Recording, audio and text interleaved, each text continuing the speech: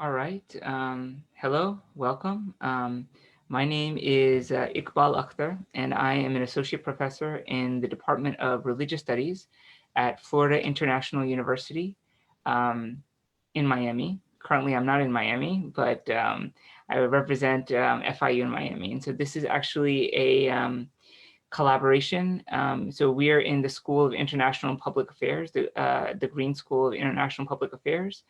And our program in religious studies is also connected to the Mohsin in Fauzia Jaffer Center for Muslim World Studies. And so we are very honored today to invite scholars from around the world to talk to us about the impact of the COVID-19 pandemic on our world, and particularly trying to focus on the response in South Asia. So South Asia is one of the most populated parts of the world, and it has important geostrategic sort of implications for how the rest of the world deals with the pandemic. And as we know, the pandemic itself is kind of upending many things. It's upending traditional politics. It's showing cleavages within societies, the inequities that exist in terms of distributions of wealth, power, people who have access to resources who don't, and kind of who is also written into the national narrative. So people who are given government subsidies, people who are denied those subsidies, and also looking at death rates. So people who are marginalized tend to have much higher death rates because they don't have access to medical facilities. And even until that point, education, sort of good food, different types of sort of access are denied to them, which makes the virus much more deadly for them. So we have that. And so what we have collected today, the people that we have sort of gathered to join us today are some of the leading experts in the world on South Asia. And all of them, in some way or another, are connected to FIU. So either they are Fulbrighters who have visited us and spent time with us here at FIU in Miami, or sort of scholars that have been brought to visit. But the idea is to develop a sort of a critical scholarly intervention in terms of thinking about what's going on in South Asia, what are the responses by people, by the government, and trying to think more critically about what's happening and what the post-pandemic sort of world could look like in South Asia, and looking at sort of from the geostrategic sort of implications of sort of post-pandemic South Asia to individuals and communities that are struggling and are trying to sort of get a grips with globalization, and also sort of the changes sort of in the global economy as a result of the pandemic. So what I wanted to do is just introduce you to all of the scholars that are here today very briefly, and then each of the scholars themselves can do a brief introduction before they start. And what we will do is we'll go in the order of the flyer, if you guys are okay with that. So the first scholar that will be going is Professor Bina Sengar. So she was a Fulbright Scholar in Residence at FIU. And we're very honored to have her join us today from India, from Aurangabad. She's an assistant professor of history and ancient Indian culture at Dr. Babasaheb Ambedkar Marathwada University in Aurangabad. And her specialization is indigenous peoples history in South Asia. When she was at FIU, she was working with the Miccosukee and Seminole communities and looking at sort of indigenous communities' responses to globalization in the United States and in India. So that was a really a wonderful project, and we're very happy to have her back and reconnect virtually from India. So what I'll do is I'll just introduce everyone, I think, like right before, and then you can just say a few words before you start. So I will now turn it over to Professor Sengar to talk about sort of her perspective and sort of giving us an indigenous take on sort of what's happening in India. Thank you. Thanks a lot, Iqbal, for giving me this opportunity of sharing all these different experiences in these last 3 months, which have completely transformed the way we used to think that this globalization has affected the societies in India, and specifically the indigenous societies. Actually, I had prepared as you have already introduced me as like, I was a Fulbrighter with you all at FIU, and after coming back, I'm assistant professor with Department of History and Ancient Indian Culture at Dr. Babasaheb Ambedkar, Marathwada University of Aurangabad. What I really like about the university where I am placed is it is actually located in one of the most isolated and somewhat backward regions of India, where the impact of COVID has been tremendous in different aspects. That how the deprivation affects both deprivation in terms of economy as well as technology affects a particular society in a certain part of the world. And I'm just looking into the possibility of, should I present and we can share things later on? Sure, Or should I absolutely. present my perspective right away? Yeah, just and share whatever you would like to share, and then we'll have a discussion at the end. Yeah. Okay, so actually I had a presentation, but I suppose I'm not able, I won't be able to share it right now with you all. You should be Or able is to it possible? try. Yeah, I'll so be able to. you have to click share screen on the bottom of your screen, and then you should be able to share it. Okay, perfect. So I'll just quickly open up the PPT that I have. Sure. Okay, so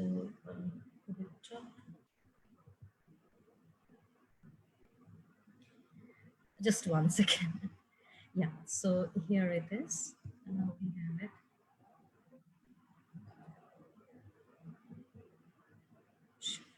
So, are you able to see this thing? No, we're not able to see it. It's just showing the files right now. This folder is open.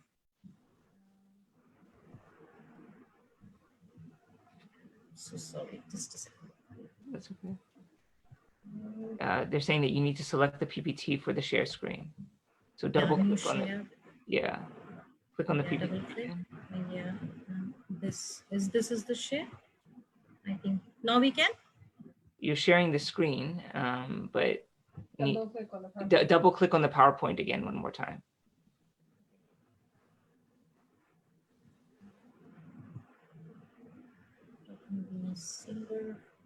I'm so okay. I think I'm not able to find it. Yeah, it's okay. Why don't you do this? Why don't you stop sharing your screen? Oh, okay. In the share screen, select the PowerPoint. So you click share screen one more time, and then click on the PowerPoint. See if that works.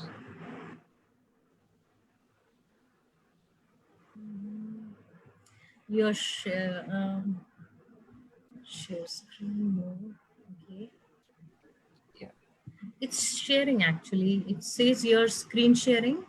Yeah, it's okay. All right. So why don't we do this? Why don't you just we can. I'll just read about, like, I'll just explain it, and meanwhile, if it start working, I'll let you know. Okay. Perfect. So actually, the theme which I have, because there are so many issues which are right now like affecting the entire Indian society, whether it's land displacement, whatever is happening among the indigenous communities in their villages, those who are living in the far off areas.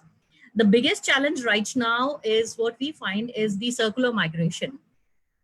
So the people who have been stranded, who are actually indigenous people who are living in different parts of India and being affected by the circular migration, and they're forced to go back to their respective places. And so what I took is the topic called Shramik Trains, the dilemma of the displaced indigeneity moving from slums to home. Shramik train actually happened, as we all know, it happened at a very crucial juncture, because it was on 25th of March when on 25th of March, when the nationwide lockdown was announced by Prime Minister Narendra Modi of India. There was no vision, actually. There was nothing was thought about that what is going to happen to those all migrant workers who are living on daily wages. And majority of them are the displaced indigenous community members who are living in different parts of India. And because of the internal migration are going to those places where They are not even assured a regular income in terms, and even the labor's wage security. So from 25th of March till 25th of April, 1 month and more than a week.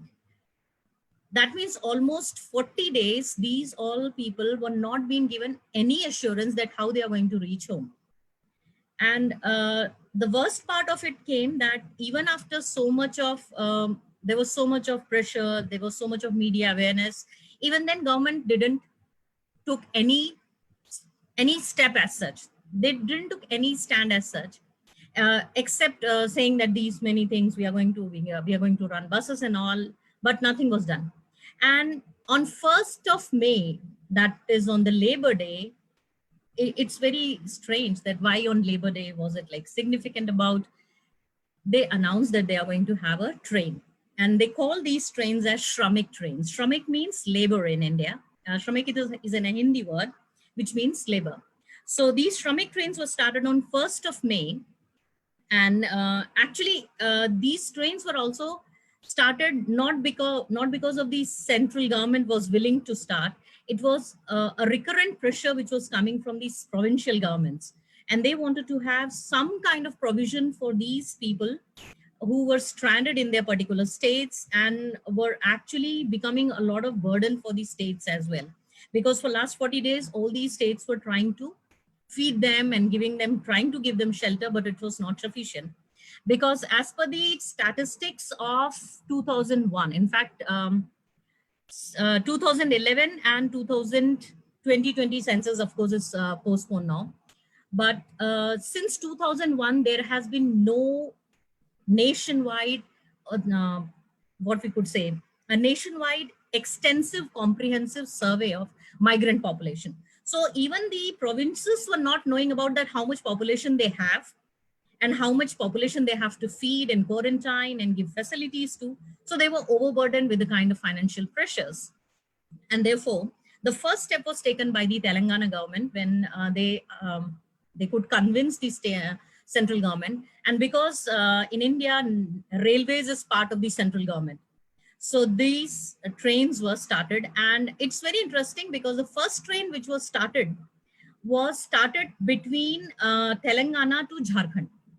And in Telangana also, it was started from a tribal dominated zone of the northern Telangana, and it was taken to Jharkhand, that is Dumka, in a place called Dumka of Jharkhand, which is again a predominantly tribal pocket. So this trains now started running. So initially it started from Telangana. The second train then was asked from Kerala, and then it was started from Karnataka. So eventually all these trains started working, traveling. And till today, it is believed that more than 1 million migrant, so-called internal migrants have traveled from their, the place from where they were working and to the states where they are going to. The biggest question, however, comes around that all these people who are being either forced to, because neither they came to a particular state willingly, or neither they are going back willingly, because that is there is no option left to them. And therefore, when these people, they started moving around, and they started they were forced to move from one state to another. Initially, the trains turned out to be not so sufficient enough. So even though government is saying that 1 million migrants have been transported from their respective slum zones to the homeland, there are still considered to be more than 80 million migrants are still on foot in different parts and traveling from different parts of India to their homeland. Actually, I really would love would be very happy if I could share the map. There is a map which actually shows, there is very interesting fact about that why, even though there is so many efforts being done, still there is a lacune in facilitating the migrants to reach their homes. Actually, when NRC and CAA were turning out to be a big issue, at that particular time in 2019, according to an NRC survey, there was a survey was done as part of the NRC, where hotspot of migrations was studied. And it was also, this whole procedure was still in process when somehow this COVID outbreak happened and this thing had to be stopped down. Where they located some 10 hotspots, out of which they located that Saurashtra in Surat, Mumbai, Gulf bound, Bengaluru, coastal Odisha, northeast points in near Arunachal Pradesh and Nagaland, and of course, Indo-Nepal border. That is in Bihar and UP. Maximum number of migrants are coming, and these all migrants are part of the internal and circular migration process in India. And they are also affecting the kind of population which is being displaced, or which now is in urgent need to be taken back home. So is there any hidden political agenda to deter these kinds of migrations? Because for initial 40 days, there was no step taken. And now, after 40 days, when things became so much of pressure, they became financial burden also, then things became little loosened up. Now, right now, more than 1,000 trains are running, and even state transportation is allowed to take function in this whole scenario. Uh, so this is one important, because right from the beginning on 25th of March, there was this politics was being questioned again and again by the opposition, by the NGOs, by the social advocacy groups, that why they are not allowing migrant laborers to have a safe path to reach their home, and also why they are not given uh, transportation enough. Uh, Now abruptly, since 1st of May, things are becoming what we could say. They're trying to throw some solutions, but they are also not coming in a viable way, because provincial government to a certain extent has now stopped to a large extent giving direct financial aid to any of these in migrants. And on the contrary, the center is claiming that they are giving all these. So couple of days on 12th of May, when PM gave his 8 p.m. speech, very famous 8 p.m. speech. At that time, he said that PM Care funds will be giving 1,000 crores, which is a big chunk of amount, is being given to the migrant laborers' welfare. But again, there are questions about it, because 1,000 crores, he's saying, and out of that 10% to each of the states. So it doesn't even qualifies how mathematically they are going to distribute this much of amount in different states of India, and how they are going to facilitate the migrants who are basically indigenous communities who have been displaced in their homelands because they don't have any land property, and even there is not even land for them to do work as a laborer. All the forest territories which they supposed to be inhabitants of, that has also been um, unclaimed by them. And there are certain because there are some chain connected events which happened. Actually, if we remember, in the May 2019, there was a big issue of displacement of the tribals, where they were said that they cannot stay in a particular region because they are not actually indigenous to that particular land. So this is actually a second phase of walking for these all tribals, because first time they were displaced in May 2019, and again now they are getting displaced since March 2020 from wherever they tried to relocate themselves. So it's a pathetic situation, and there is no clear-cut agenda, neither with provincial government nor with the central government, that where exactly these all people are going to live. And even if they are going displaced from slums, what is going to be the provision for them in the homeland, so-called homeland? So it's quite a difficult scenario. And the third important part is, like, for right now, there is a lot of media sensitization regarding these all people are walking, they are going to different places. So on a sensitization part, it is really happening on a very, it's really appreciable, because right now every global important media source has information about them. But to a very important aspect is, like, when it comes to giving them the facilities, things are really in a very complicated manner, because a lot of these migrants don't know how to facilitate themselves with the kind of services being provided by the state mechanism. So Even though a state is saying that we are providing bus and trains to them, they really don't know how to use them, because there is no intermediate grassroots workers which have been instituted for them to help them with the kinds of how they can utilize these services. And again, there is a lot of government and institutional agencies unwillingness to support them in an uncorrupt manner. You might have come across certain kinds of news that there is a, in fact, like a finance minister also said that yesterday she made a big statement that three time every family is getting food facility for them thrice a day. But where is this whole money is going? Where exactly it is percolating? Whether it's going to the rightful, needful people or not? That is also a question, because majority of these displaced people, they don't even have papers. So even if you're saying that you're giving them ration and all, it is not actually reaching to the rightful people, because they don't have ration cards, so they can't even claim. So these are some complex aspects about this whole indigenous displacement. So which all is being like highlighted through Shramik Train, but it has its own complexities. I really appreciate it. Thank you so much, Bina. We actually, there's some questions for you as well. So I'll leave that towards the end, but I think it's generated a lot of discussion actually already. So that's good. Definitely, definitely. All right, excellent, wonderful. All right, so next we are going to move on to Professor Mohammad Junaid, who is an assistant professor of anthropology at the Massachusetts College of Liberal Arts. His research interests include military occupation, violence, memory, and political subjectivity in Kashmir.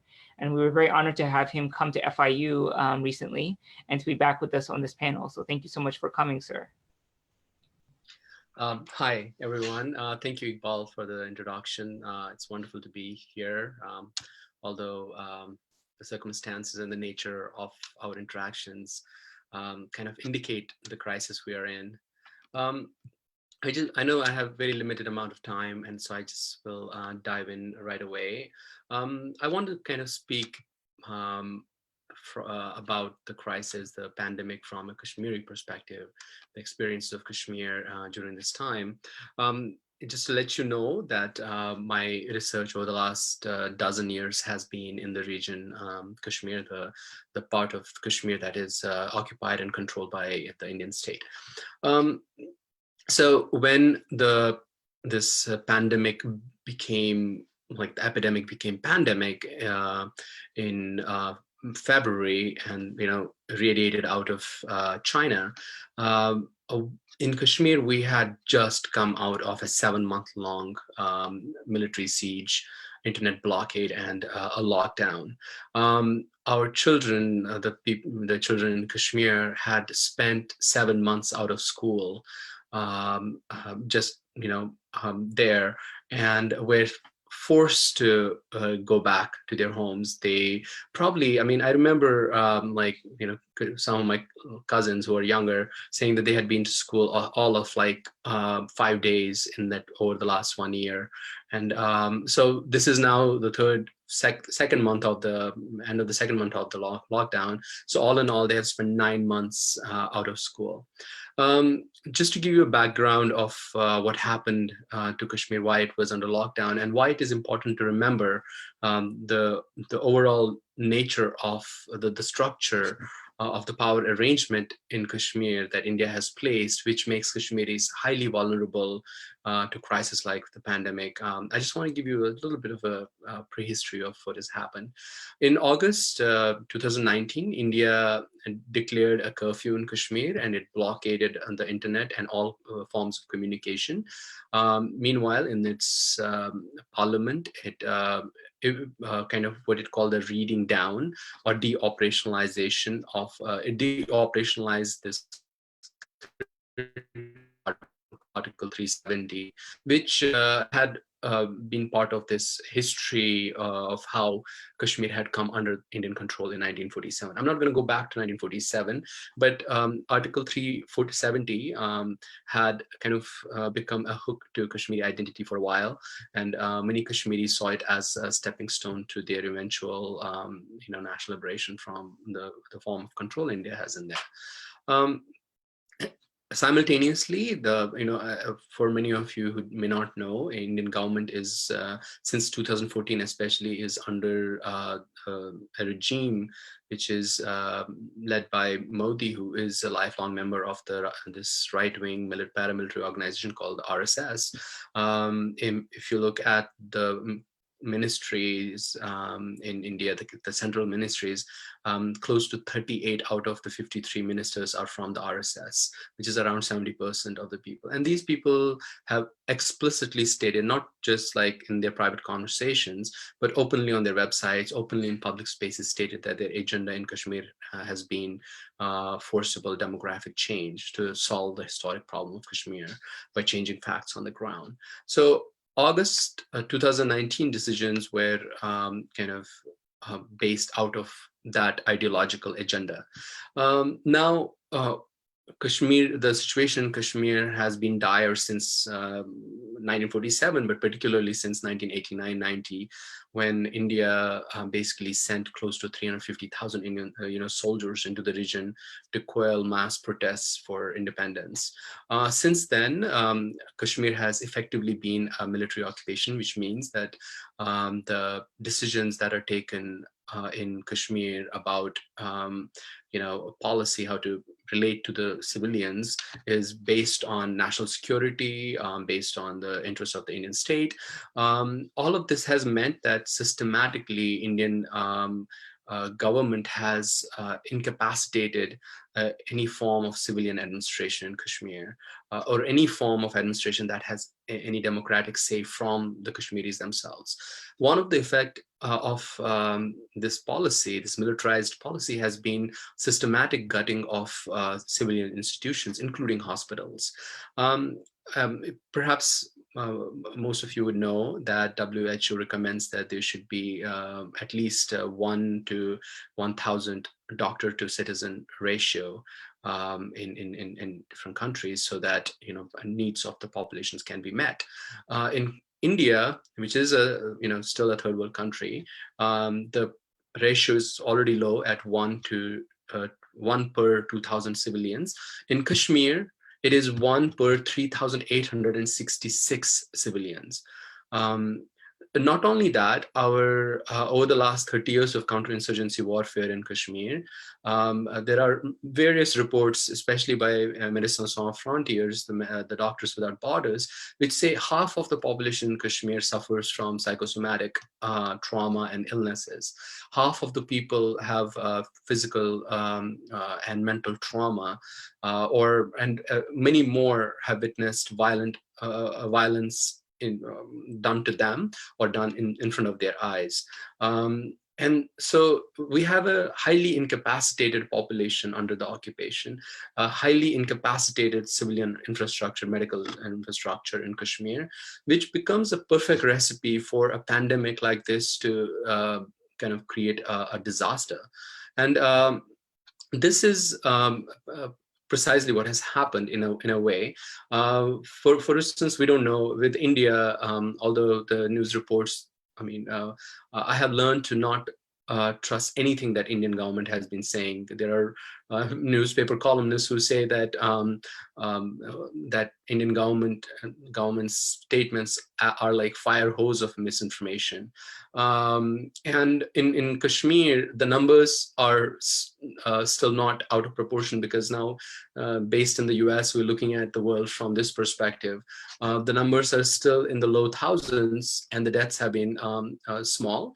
But if it were to kind of like become worse, in Kashmir, just like places like Yemen or Gaza, this pandemic will kind of destroy society in a very fundamental way. I think what we need to take into account in thinking about global crises and how they affect the world in a very differential way, is to remember that the geographies of control that exist even in the so-called in the poorer countries of the world, of the countries in the global south, even in those spaces, these the pandemic affects people very differently. I mean, as you just heard my previous speaker, Bina, talk about the shramics, the migrant labor, who have been basically left to die on the train tracks. In Kashmir, if this were to spread, there is really no recourse for Kashmiris. Already, I mean, I'm an ethnographic researcher. I research in Kashmir. I am a Kashmiri. I'm from there. I grew up there. When I used to take my parents to the hospital, it would be impossible to get an appointment with the doctor. The lines are extremely long. I mean, you are more likely to contract disease at the hospital because of the density in which, the way people are assembled there, because there is no infrastructure in place, in a place like that. So I think in the broader picture that I would like to, you to take away from all of this is that the pre-existing conflicts, just like pre-existing diseases, make many populations around the world much more highly vulnerable. And the Indian government, the way it operates in Kashmir, it has zero it has presented itself as having zero responsibility towards the civilian population. And, it chokes all forms of dissent. Kashmiris have, for instance, over the last 9 months, the internet has been shut down, or it was only open, late last December, on 2G speeds. I mean, you can. We get super frustrated even with 4G when our Zoom meetings don't connect. You can imagine how many people in Kashmir are frustrated because they are unable to get reliable information from reliable sources. All the information that we get are from bureaucrats who are not trained for this. So we have to remember that these pre-existing conflicts, pre-existing occupations and colonial forms of control are making colonized populations much more highly vulnerable to pandemics like this. So I'll just stop here. And thank you so much, Mohamed. I really appreciate it. So next we will, and there's again your conversation. I really appreciate you sharing about the Kashmiri perspective. That's also generated a lot of discussion, as you might imagine. So we will definitely get into those questions towards the end. The next panelist is Dr. Amit Ranjan. So he is a very dear friend and has a long time sort of relationship with FIU. So he came 3 years ago to FIU as a Fulbright foreign language teaching assistant in Hindi. He's a Renaissance scholar, he's a poet, he's a historian. He's written on medieval India to sort of modern Miami.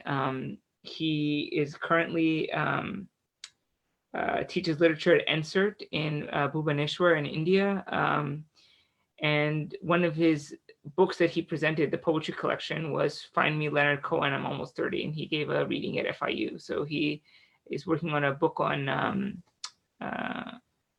many different, he's worked on many different sort of topics, Australia, medieval India, all types of things. So we're really honored to have Amit to share his perspective. And what I will do is I will share my screen so that you will see his PowerPoint presentation. And then just, Amit, you just let me know whenever you want me to move to the next slide, and I'll do that for you, okay? Sure. All right. Thanks a lot, Iqbal. And thanks a lot for all those to all those who are attending. So there's nothing new I have to say. Bina and Junaid have already highlighted a lot of points here already. But I'll very quickly run through the news of the last couple of weeks and a little data analysis of that in just about 5 minutes. And then maybe try and later during the panel discussion, try and think about it. So I'll try and be really quick. Should I share my screen or will you share? Okay, so I think I'm sharing it right now. Can you guys see it? Yeah. Amit? Okay. Yeah. All right. Great. Let's go on to the next slide. So this is a recent article I published in Daily O about the migrant labor situation. And this map is courtesy my colleague Rabiul Ansari.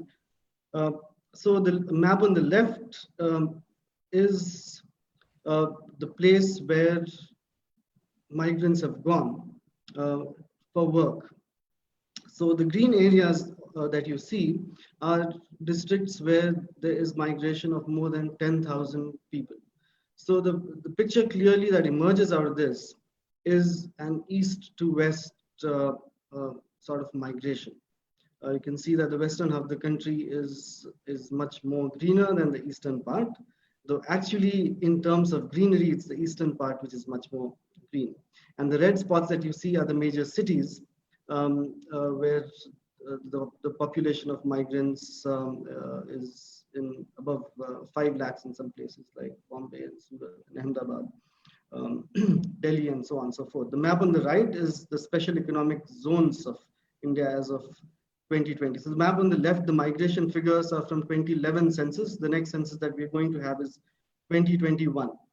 So there are 455 million migrants, internal migrants in the country in 2011, out of which, if you cut out the intra-state, which is inter-district migration within the given provinces, then the figure stands at something like 12.5 million in 2011, people who have migrated for work. And so we are looking at the South Asians who are listening to me at a population of 1.2 crore people. The map on the right is of special economic zones. And as you can see that this map reflects the migration map, almost identical. It's not quite identical, but it parallels it, it resonates it. And so all the special economic zones are also in the west. And the states from which the laborers migrate, which is UP, Bihar, Jharkhand, Odisha, and West Bengal, you can see that there are barely any special economic zones in these states. In Uttar Pradesh, they're only in the western half of Uttar Pradesh. So we are looking at about 12.5 million migrants who are stuck in this situation at this point of time. And my estimate, there are no real studies, is that the number has gone up much more with rapid industrialization, with SEZs. And so we're looking at a number like 20 million or 2 crore. So now we can move to the next slide, Professor Iqbal. Yeah, so this is, I'm quickly running through the news in the last couple of weeks. The migrants are, the workers who are returning are very angry, and most of them are saying they'll never return. So this has spawned a major crisis for industrialists, for the economy, and with some states stopped the trains that were the Shramik special trains that were started for them. Like in Bangalore, there was confusion for a couple of days whether these trains will run or not. And an MP said that they would not be allowed to go back because they're going to get economic opportunity. And so they were being held hostage in a way for the industries to run again. And so as we've all seen in media everywhere, that people have been walking for thousands of kilometers. Several of them have died. One doesn't know of exhaustion or of COVID, which is also something I'll get to with what we're getting to know now. And today early morning news was there were clashes between the police and the walkers at the Maharashtra-Madhya Pradesh borders. So if you saw the previous map, MP borders Maharashtra, and lots of people are returning to Madhya Pradesh.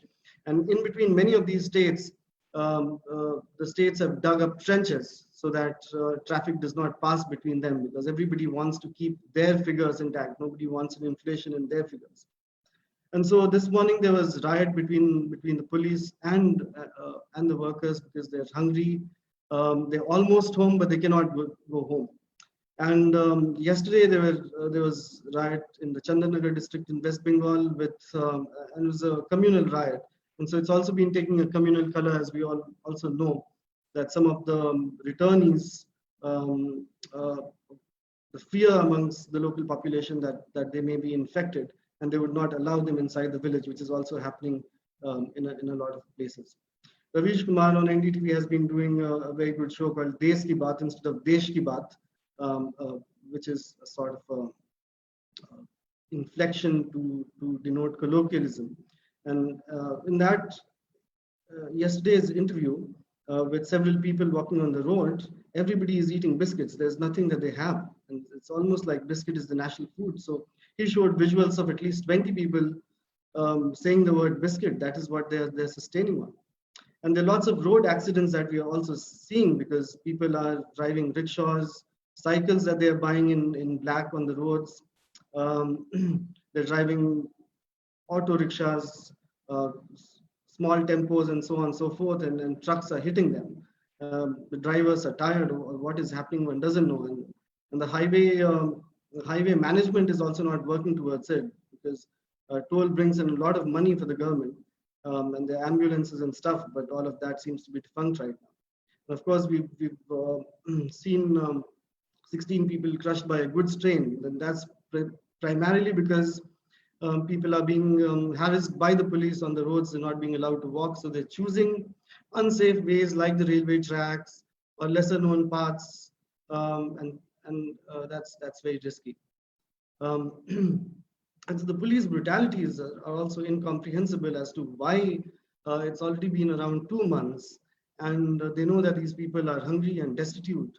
And why are they so brutal towards these people? That's also coming up again and again. And we've seen images of people huddled like cylinders. It's a common sight in India that the cylinders are huddled inside trucks, and the visuals of people like that, like 70, 80 people huddled inside one truck. And so these images are kind of ubiquitous in India. Those who are listening in India know all this very well, but it's just for. And on top of this, because the economic activity has obviously slowed down, 4 states have already reformed labor laws, so to say, which is that the Odisha government has announced that there will be 12-hour work shifts, which is what the other states are also doing, UP, MP, Maharashtra, and which practically would mean that all rights would be suspended, which is equal work, equal pay in terms of gender, the safety norms, the minimum wage, and so on and so forth. A struggle which, these rights which came as a part of a 100-year-long struggle globally, the 8-hour work shift and other things, that these would be suspended to attract investment or to speed up economic activity is kind of absolutely outrageous at this point of time. Next point that I mentioned over here is Captain Amrinder Singh, the Chief Minister of Punjab. He is the only Chief Minister who was kind of given a candid interview on television, and his interview throws a lot of light on what is really happening. So out of 4,000 migrants that returned to Punjab, this interview of May 9th, 900 tested COVID positive. So we're looking at figures of around 20-25%. And these people have not been tested at all because they have been on the streets, they've been hungry, they've not got the medical care, nobody's bothered to test them. And Amrinder Singh also said that Punjab is doing only 1,500 tests a day for a population of 3.2 crore or 32 million because the government is not paying them the GST, the state tax which is charged on all goods and which is supposed to come back. And he raised another important point, which is the sale of liquor. That liquor gets them 6,500 crore rupees of revenue, and which is why we've been seeing liquor shops being opened across the country, and there's mayhem over that as well. And so lots of states are also looking at online delivery. So that's also a separate topic to be talked about the liquor problem and the liquor revenue and so on and so forth. Today, I've also seen that the notifications have been sent to citizens in some states by the governments not to help walkers because there's fear that they may have corona, and which is the kind of thing that we are seeing, that whoever is coming back.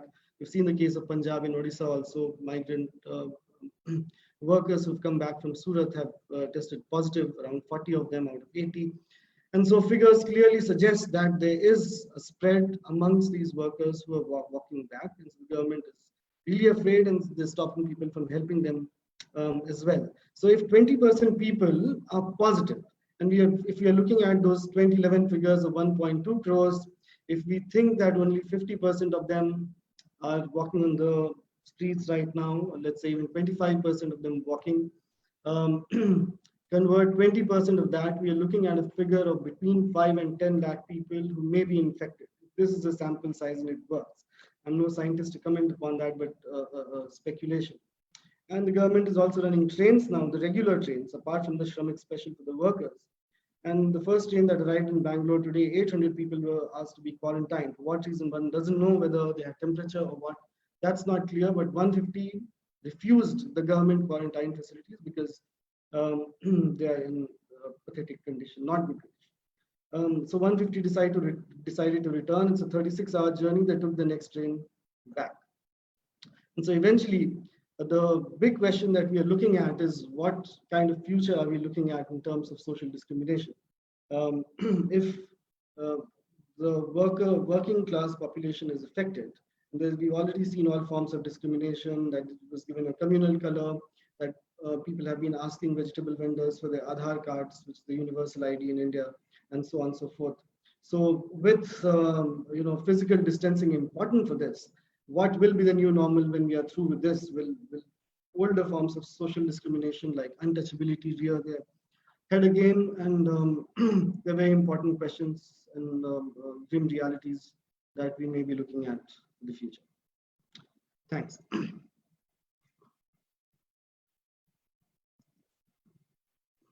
Thanks a lot, Amit. That was wonderful. I appreciate it. You also have questions, but we're just going to wait till the end. So I'm going to next introduce Professor Aparna Malaviya.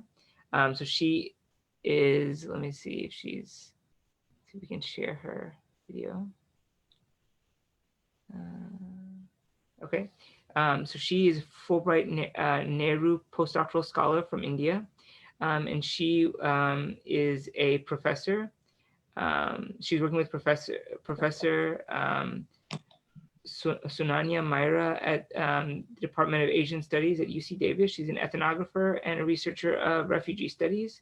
And we were very honored to have her come to FIU as an OLF scholar, and she presented her work on Afghan refugees in the United States. And she also talked about sort of Afghan Hindus who actually migrated to India and sort of the complex relationship that exists in South Asia there. So we're very honored to have her, and we'll spotlight her. And thank you, Aparna. I'll turn it over to you. Yeah, thank you so much, Iqbal. And I'm sorry, like I'll just correct a bit. I'm not a professor. I joined University of California, Davis as a Fulbright postdoc scholar. And at that time I was an independent scholar. And technically this time also, since I have like completed my postdoc and came back to India, and I was about to start a new postdoc, but since this interesting time of COVID-19, I am technically still an independent scholar. And although I am an ethnographer by training, and I have worked on Afghan refugees in India, and I extended my work in a different context of US, and I worked on Afghan immigrants in the US. I'm really, thank you so much for bringing me into this very, very interesting panel. And although I work on refugees and cross-border immigrants, especially my focus was entirely on Afghans, but let me see what perspective can I give to this panel. And I think, the days of an armchair anthropologist armchair anthropology are over. So let me give my perspective through my own experience, and then my own kind of, everyday sort of telephonic ethnography with the nearby area and with my own state. I come from Madhya Pradesh, and I am in touch with a remote village and remote district in UP. And currently I am staying for the past 45 days in Mandi, Himachal Pradesh, which is a district in Himachal Pradesh. So, so I will just enter into this discussion through my own experience. And I was, for example, despite being in the US and quote unquote being belonging to the educated community, I myself was very, very apprehensive and kind of curious and a little bit apprehensive about this whole pandemic. I didn't have any idea because the context in the US and the entire situation, the way the US and especially Davis, Sacramento was approaching COVID was very, very different. And that made my understanding. But the way, the moment I entered Indira Gandhi International Airport, everything changed. I saw a whole lot of, very, very kind of proactive people with masks. And later on, I was, advised by the authorities that I'm not allowed to. I had few meetings, but I was not allowed to stay in Delhi because I was coming from the US. So I was supposed to be straight away going to my home district. I was home quarantined, initially for 14 days, and then next 28 days. And I was kind of I understood, partially the stigma. Oh, I'm being, my entire family is quarantined, and people are kind of, initially apprehensive, skeptical that you might, be a career. But during that time, I would like, and my kind of sharing in my presentation is going to be slightly different from my colleagues. That the kind of professionalism that I have observed through bureaucracy was not expected. I was really not expecting this to be in India, because I was kind of, visited, the doctor visited me for the entire, 28 days, and they wanted to know whether I'm like having any symptom. And according to the WHO guidelines, and as well as the Ministry of Health guidelines, the quarantine period was 14 days, but I was kind of, and my entire family was under observation for 28 days. Plus, during that time, I was also, the entire country got into lockdown. So we, as a community, and I personally became really, really concerned about the nearby construction worker. They are working for the past 5 years, and I have been teaching to the kids of those construction workers before going to the US. So we were really very skeptical that, I don't know, we did know that what the district administration and the state administration would do to the migrants, but contrary to my surprise, the district administration made sure that they should be provided, they were provided, they're still being provided ration and vegetables. So that was kind of a pleasant surprise for me. And then, because I'm in daily contact, so and the basically the chunk of the construction laborers, they come from West Bengal. A couple of them are from Orissa, and then my own neighboring state, Chhattisgarh. I come from Madhya Pradesh, Chhattisgarh, West Bengal, Orissa, and Jharkhand. So I kept asking, what is happening in your families? So how do you manage? Just sharing about my own experience about the Madhya Pradesh, this entire scheme of direct debit transfer. While I want to focus, I really come back to this point. The direct debit transfer has really worked. I think this time the population was, I guess, better prepared to face the pandemic because the money was transferred. My own domestic help who helps in our household back in my native place in Madhya Pradesh. So they confirmed that they were provided, the free cooking gas. So I'd not say this as a country, as a community, as a whole, when I see the entire situation, that I know that, maybe in terms of imagination, maybe in terms of preparedness, why we have so much varying experiences. As my colleagues, Bina has, shared her own experience. Mr. Amit Ranjan has showed his experience, because this crisis, I think, has given not only South Asia, not only India, but the entire world, it's an opportunity to look back and, critically look at the model of development. Because as society, for example, any district or any state, when we talk about our own provincial state, we have almost 28 states. So you cannot be just, depending on a one-way model of, sending your marginalized people just to, migrants, and they go, they work, especially they are marginalized, and they send remittances, what we call in international migration terms. So there's no, I think this crisis has also told that we need to have permanent mechanisms, not for 1 year, not for 5 years, not for 10 years, but we need to have a very deep contextual understanding. And we also need, we have to come, we have to really, think out of the box when we have to really, be critical of, the older frame of looking at, an older prism of looking at problems, So even if, like, when I saw your abstract, and when I, I was listening to the other panelists, so my problem is that we tend to stick to the older, prism of analyzing things.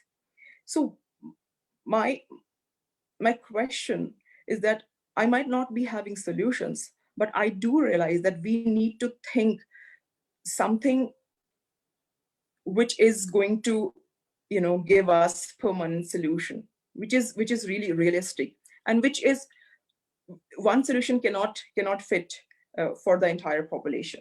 So, for example, as Bina said, that there was no vision. I understand that there was no vision, but I remember it correctly that the Chief Minister of Jharkhand, the Chief Minister of Bihar, they themselves, because they were not prepared, and the local population, the local public, and I'm also talking, my mother is from Bihar, so I'm also talking. So the local population was also very apprehensive, skeptical.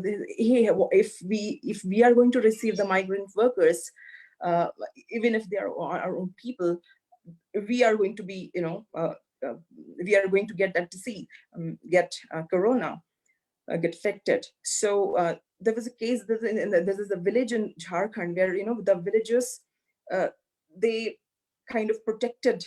They were protecting their village by the bamboo sticks because they won't want. So I think there are a lot of issues. So we need to understand those issues. There are local issues. There are then regional issues. There are multi-layer issues. So analyzing entire problems through one economic prism or one social prism or through the old, jargons would not kind of, help us, because if I see, I see contrasting examples. I see that yes, police is kind of brutal, but I have, seen that police has also distributing here. Police has also distributed regularly rations. And this was kind of,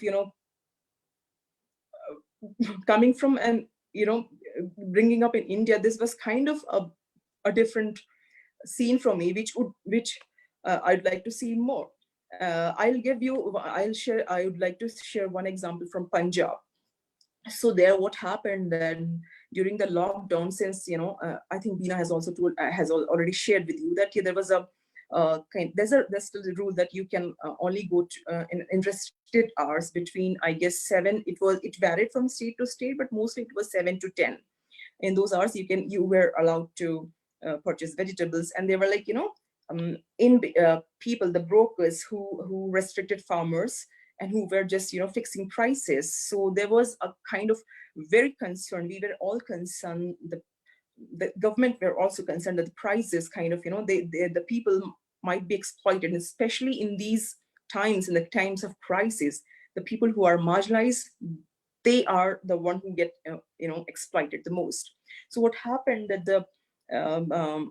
the district magistrate, we call, so we have different terminologies. So the district manager, he intervened, and he first requested to the brokers, and then when they went to that we are going to, strike, and we will not support, and we will not sell the vegetables. And he intervened and he said, okay, fine, then I allot this land to the local farmers, and there's no in between. So people are, free to buy vegetables from those farmers, and these are the fixed prices. So when I see in totality, of course, I don't have, I'm also depending on my depending for my information on the visuals, on different news channels, on newspapers, but I'd not like to reach to any kind of a very, very depressing conclusion in terms of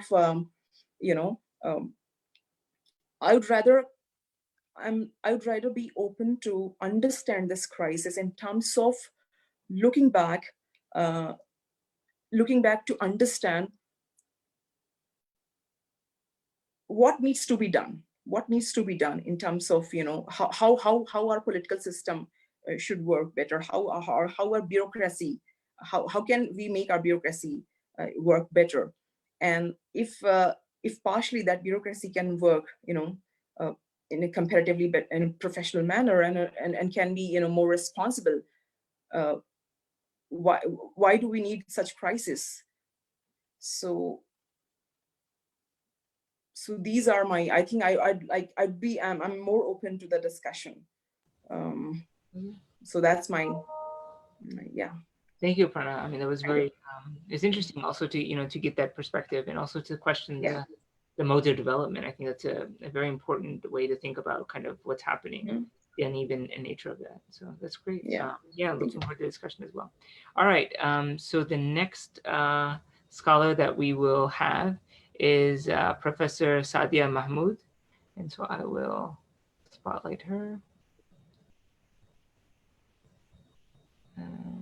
Okay, here we go. So she is currently an assistant professor at Quiad-e-Azam University in Islamabad, Pakistan, where she is calling from. And she was a scholar in residence. She was a scholar in residence at Champlain College in Vermont. So she sent me some pictures. Sadia, I don't know if you want me to show the pictures now or later. Yes, sure. Please, can you hear me? We can hear you, yeah. And can you see me? We cannot see you. Okay. Okay. All right. Yes. Perfect. There I am. Okay. So let me know whenever you're ready for me to share the pictures. Okay. You can show the pictures, and I'll continue my talk. Okay. All right. Sounds good. Okay.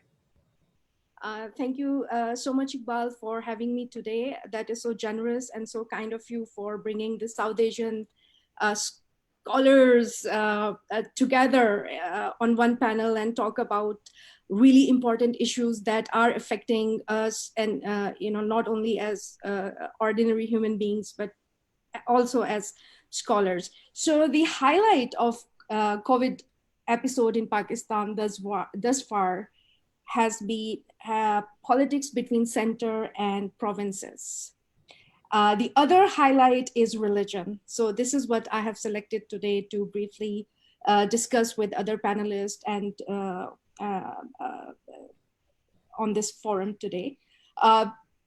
Since religion is a very important topic in Pakistan, and I'm going to focus on how the Pakistani state is dealing with religion during the times of this pandemic. I shot this picture today at one of the main mosques in one of the elite sectors in Islamabad, F6 sector. You can see it's Jame Masjid Makki. The car parking, the road, the surrounding roads, the streets, they were full of cars. There were cars parked everywhere. There were people who were praying inside the mosques. You can see the policeman you can see two policemen in this photo. One is standing here outside the mosque, who is deputed to make sure that people follow SOPs for social distancing.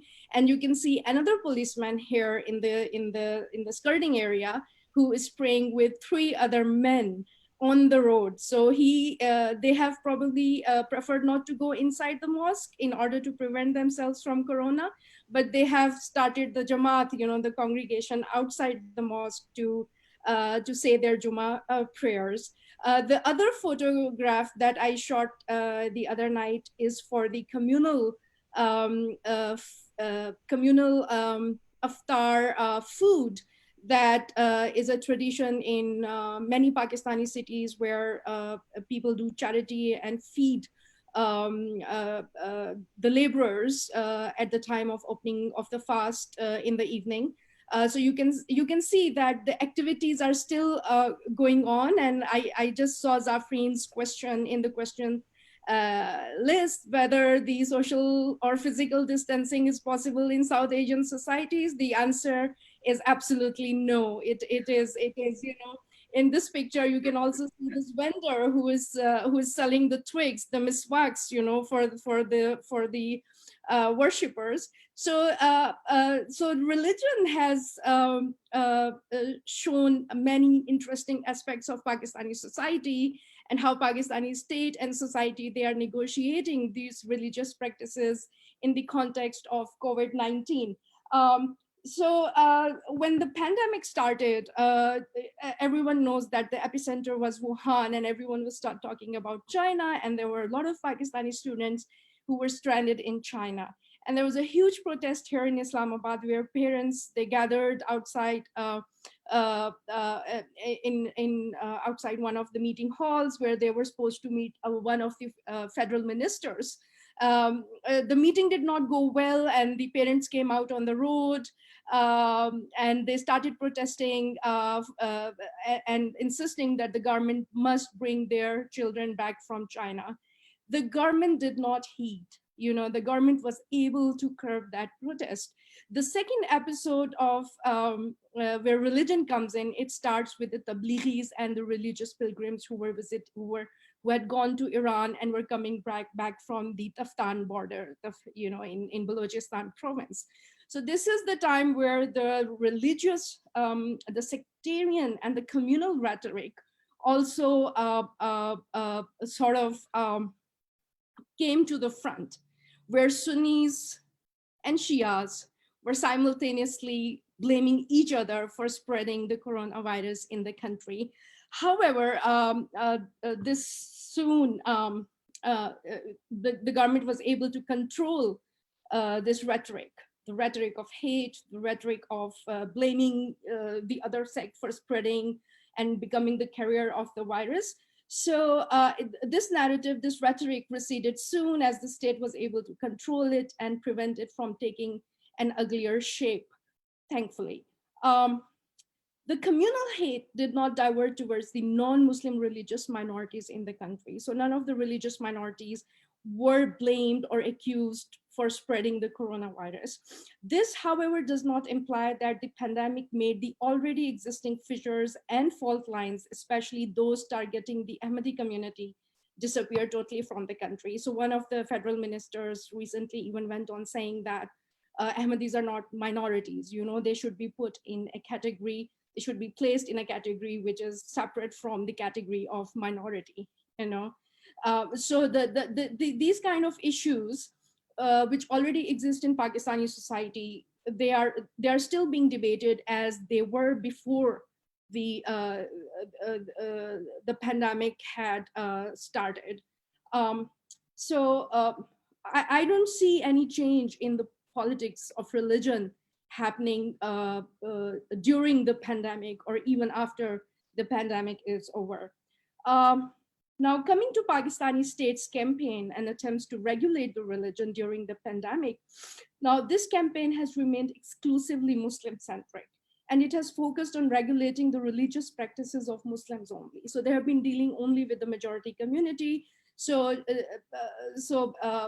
just a month after the pandemic arrived in Pakistan, the disease started spreading and it alarmed the authorities. The Pakistani government, started worrying about the upcoming month of Ramzan. So as you know, we are in Ramzan. So it was a huge concern for the government that how would they control the people, because it was already they were not able to convince people not to pray the Jummah prayers, for example, or not to pray congregational prayers in the masjid. So Jamaat was very important for people, and to go to mosques and then to touch their shoulders with each other. So that is something that some people have still not accepted, that they need to maintain a distance of 6 feet, which the government has prescribed. So it's you can see in the picture the policemen praying with 2 other men. They are certainly not 6 feet apart from each other. So the state did face resistance from Muslims in some areas where religious congregations were held, violating government's instructions of maintaining social distancing. Okay, so people were totally, there were mobs who attacked police. Even one of the female police officers was attacked by a mob in Karachi. Despite criticism from the left, the parties of the left, the Pakistani state did not opt for complete closing down of mosques or imam bargas. So initially there was a demand from the left, from parties of left, that the mosques should be totally closed down in order to prevent the spread of coronavirus. The government did not choose this option. So they let the mosques and imam bargas function as normal, but with certain SOPs, which would make sure that people are physically distant from each other.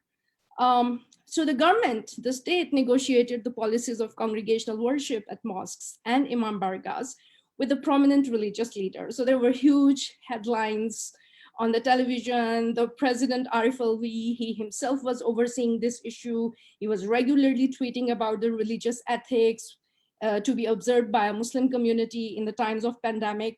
He held meetings with the notable religious leaders, and he wrote letters of appreciation to mosques for following the government's instructions to prevent the spread of corona. As a matter of fact, today the procession to mark, the procession to mark the day of Imam Ali was observed in a traditional manner throughout the country. So the processions were taken out. So, it's the threat or the scare of corona is not preventing people from observing their religious traditions. So now the non-Muslim religious minorities or communities in Pakistan, they were totally excluded from state's campaign to regulate the religion, okay? But these communities, they follow a strict policy of adhering to state policies. So whatever policy state announces, the minority communities implement it. They implement it without being pursued or without being persuaded. They know they have to do it. It's their politics. Now the non-Muslim, so at the very early stage of the pandemic, these communities voluntarily implemented the directives of social distancing in their temples, in gurdwaras and churches. So there was no issue that came up from the side of the non-religious minorities. Okay, so I've mentioned this earlier, but I will mention it again.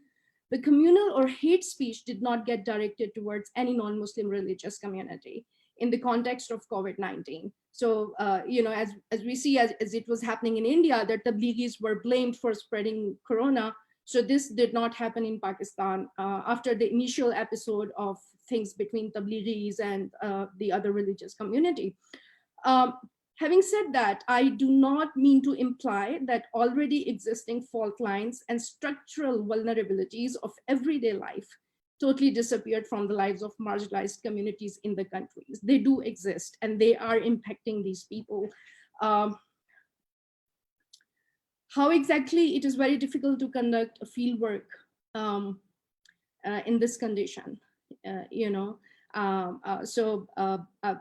the police is stopping. If you're outside, the police regularly stops you. They ask you where you are going. And, being a woman, it's hard to tell them every time that I want to take a photo here in this mosque or that mosque. So, but hopefully I'll keep collecting some pictorial evidence of how we have dealt with this episode. Now, the state's narrative on who is the most vulnerable because of the lockdown has revolved around the daily wage worker as the most vulnerable section of the Pakistani society.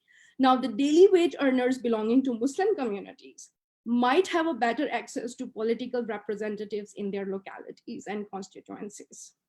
This narrative totally ignores and excludes the ex-backward castes or the current scheduled caste communities as amongst the most vulnerable communities from the discourse on COVID-19. So the scheduled castes, they claim that they are some of them might claim that they're Hindus, some of them claim that they're not Hindus. That is another issue. But that is a non-Muslim religious community, and a huge number of them lives in Sindh and in the southern Punjab, Pakistani Punjab. So the lockdown due to the coronavirus has exacerbated the already existing structural discrimination in the society. Here, I would like to borrow Nancy Scheper-User's concept of the violence of everyday life to describe the vulnerability of marginalized communities and their everyday experience of scarcity, sickness, and death. These communities exist at the bottom of social, political, and economic hierarchies of Pakistani society. They lack any political representation or hardly or any political voice. We do not hear anything from them. A lot of these communities, these castes, they're undocumented. We even do not know their names, so they're extremely vulnerable. They live in extreme poverty, suffer from psychosomatic diseases, and lack access to health facilities. So the Jogis or the snake charmers community is already complaining that government officials are scared of approaching their makeshift settlements in fear of contracting coronavirus. So because they're already so poor, government officials are scared to approach them.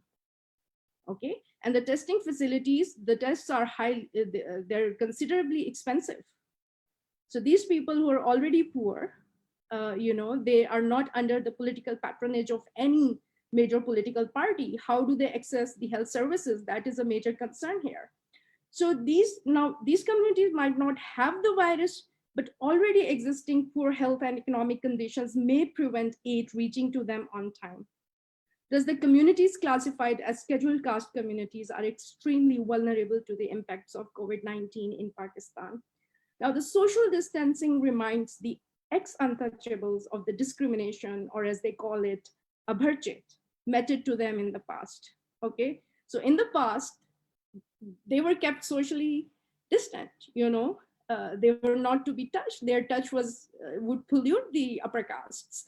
So now they're using it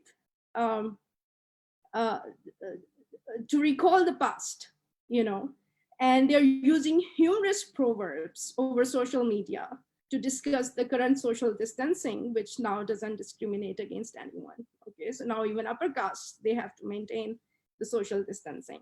So I'll conclude very quickly.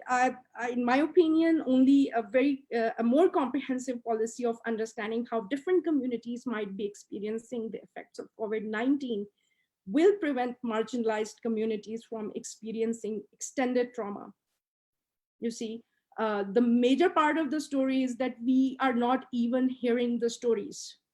The major media outlets have not focused on these small marginalized communities. Is the Pakistani government able to extend required medical and financial help to the all vulnerable groups in Pakistan? The answer is very, very simple, and I think everyone knows it. The answer is no. Thank you very much. Thank you so much, Sadia. I really appreciate you joining us, and especially, that was incredibly detailed. The pictures were wonderful. It was really great to get the perspective from Pakistan as well, to see kind of a comparison of what's going on. That was excellent. Thank you so much. Thank you so much. And the last professor now that we have is Professor Tj Liguori. So we're very happy that he has, I don't know, can you see us, TJ? Okay. Yeah, all right, you're spotlighted, good, okay. All right, so TJ graduated from our doctoral program, and he wrote an amazing thesis looking at the development of Kashmiriyat. And so he's currently a lecturer in the Department of Political Science at the University of New Hampshire. and his research focuses on Kashmir from 1846 to the present. And so we're very honored that you're able to join us and give your perspective, sort of as a political historian, on sort of the topic. So. Yeah. Well, thanks so much, Dr. Akhtar, for putting this all together and for having this discussion. I'm coming to you from my son's room in my mother's house in South Florida, not from New Hampshire right now. So just, exigencies of the pandemic. I just have a couple of brief comments to make and some kind of points of reflection. A lot of what I was looking at was specifically with regard to the situation in Kashmir and with the Muslim minority community in India, a lot of which has already been covered in some of the excellent discussions that we've already had so far. And a lot of the Kashmiri discourse is already amply covered by Junaid. I think interesting to look at is, at least with respect to what has happened with in terms of the nationalist discourse in India, has been this idea of sanitization or the health of the body politic, which is increasingly pointed, as Sadia mentioned, to this meeting of the Tablighi Jamaat. So a lot of super right-wing notable figures, this isn't just coming from like the kind of Twitterati trolls, have really pointed to this Tablighi meeting in Delhi as being kind of like the epicenter, and high-ranking officials in the Ministry of Health in India, like Love Agrawal, had at various times said that this one meeting center was responsible from anywhere to 30 to 90% of the outbreaks across India, on a state-by-state basis. And then you have more kind of vivid descriptions of the spread of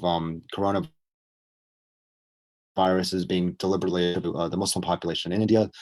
For example, in Karnataka, there's an MP there, Shobha Karnatlaja, who repeatedly made references to Corona Jihad and made up stories about Muslims who are being admitted to hospitals who are deliberately spitting on staff workers and things like that in order to spread the violence or to exacerbate bioterrorism, which exacerbates already existing and growing tensions within the Indian state and this discourse on Indian national identity, as well as facilitating pogroms and lynchings, and also inhibiting people who might have some symptoms from actually seeking medical attention or hospital service.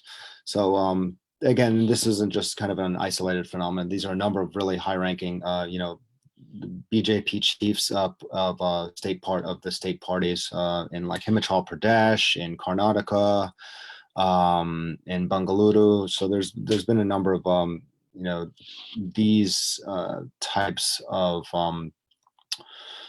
really sanitizing statements which have been made by BJP community. And another place where we see exacerbating conditions of already existing tensions take hold is in Kashmir, as Junaid mentioned with the lockdown there.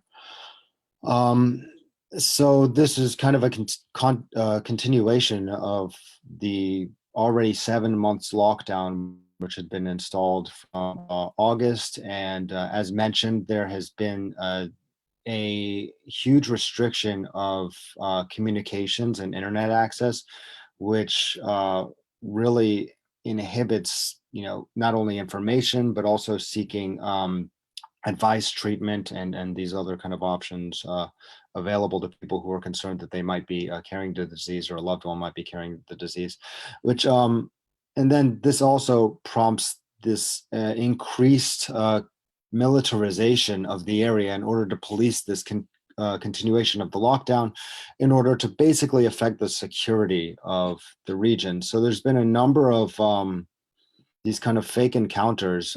This basically a fake encounter in Kashmir is a situation where there's someone suspected of being a militant or not suspected, but in any case, there's an exchange of gunfire, and the military kills somebody, and then post factum they label it as an encounter with a military with an insurgent.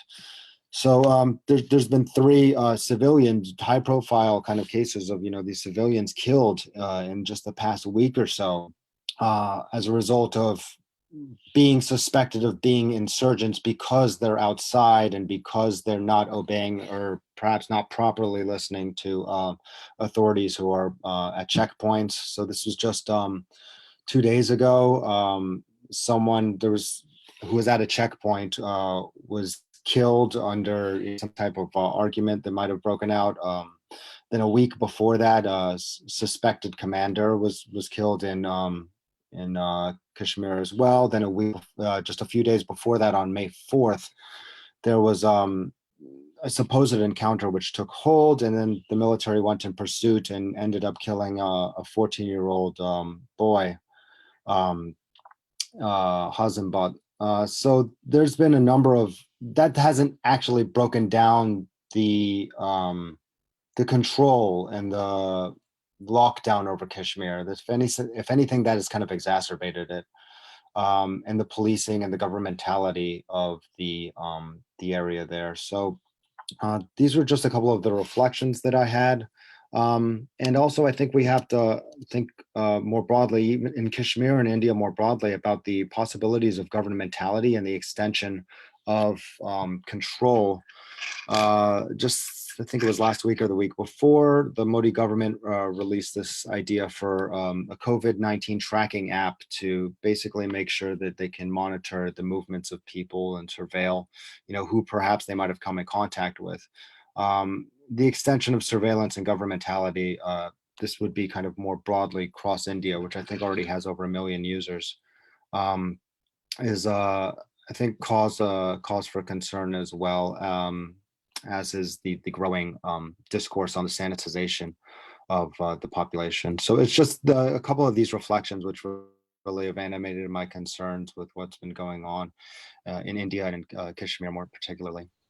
All right, thank you so much, TJ. I appreciate you giving us this perspective. So what I would ask now all the panelists to do, if you don't mind, if you would all turn on your cameras, I will unmute you all. I'll just read the questions and then allow you all to just, to have a discussion.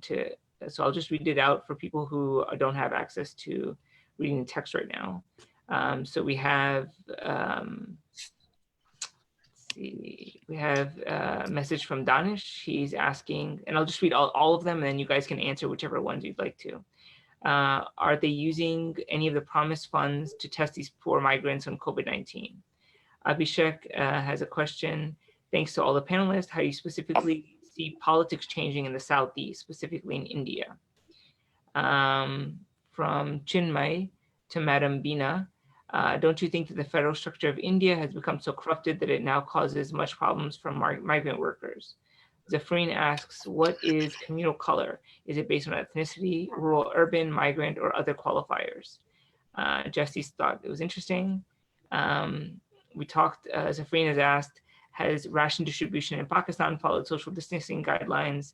Danish asked, at the start of the epidemic, we thought hatred would subside and humanity would prevail. What is making people hate each other with their full potential when they should be working together to fight against a common enemy? Arzu is Juan asks, could speakers provide more information on the impact of the pandemic on communal conflicts? What factors are at work? Arzu asks, women laborers are currently among many of the laborers that are walking back home. In India, do you think it could perhaps hold potential for a hike in human trafficking during and after the lockdown?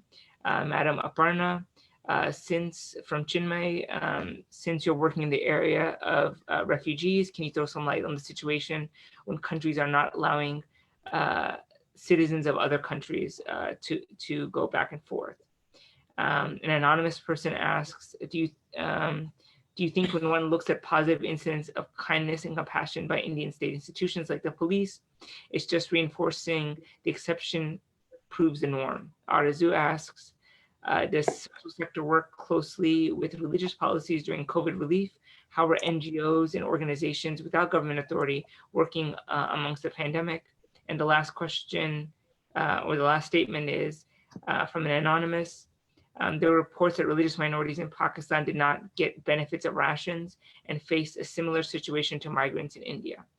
And so with that, I will just allow you guys to answer. Maybe if you want to go in order, or everyone wants to, we can just go by person, and you can kind of give some ideas. Sadia, do you want to go first? Please quickly repeat the last question. So the last question was, there are reports that religious minorities in Pakistan are not getting ration benefits, and they're facing the same situation of migrants in India. I think the scale of both phenomena is different. So the scale on which we saw the migrants walking on feet in India, you know, going back to their villages, it is unmatchable. I mean, the religious minority communities in Pakistan, they themselves do a lot of charity, you know, the rich of the community. So I haven't heard from anyone complaining about non-availability of the ration, you know, but I would not like to compare both situations. I think what we saw in India was really unthinkable and unimaginable. Okay.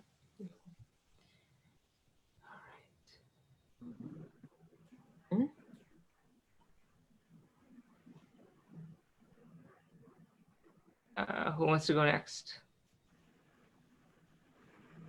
Okay, Aparna. I think someone asked me a question about refugees, right? Yeah.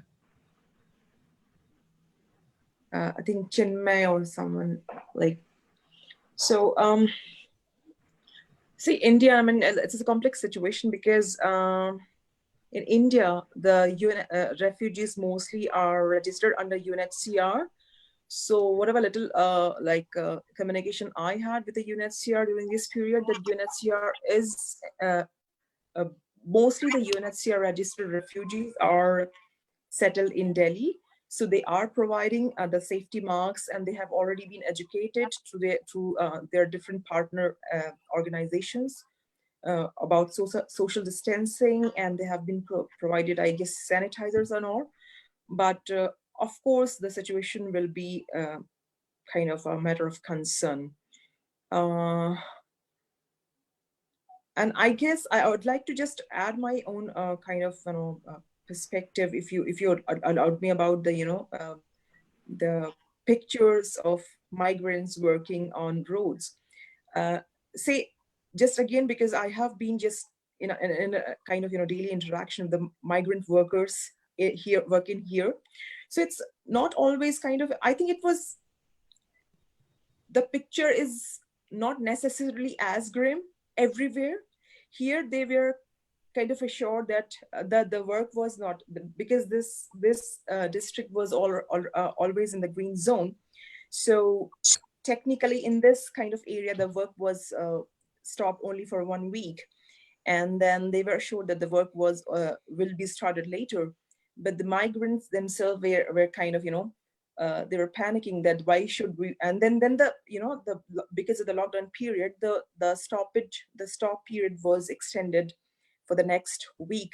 So what happened that they were kind of, there was a kind of they became impatient, and despite the ration being provided, what happened that 20 of them, they went to the district headquarters and urged that they will want to go back. So the kind of, I think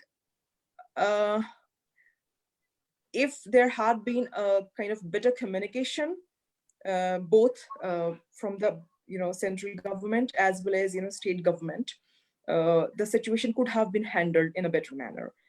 But I would like to share one more experience, just I was talking to my in-laws place, like which is considered to be one of the kind of very backward district in UP, which is Gonda district. So I was just told that the migrant workers, all those who have reached around 50 to 55 migrants workers have reached to the one of the very backward panchayats.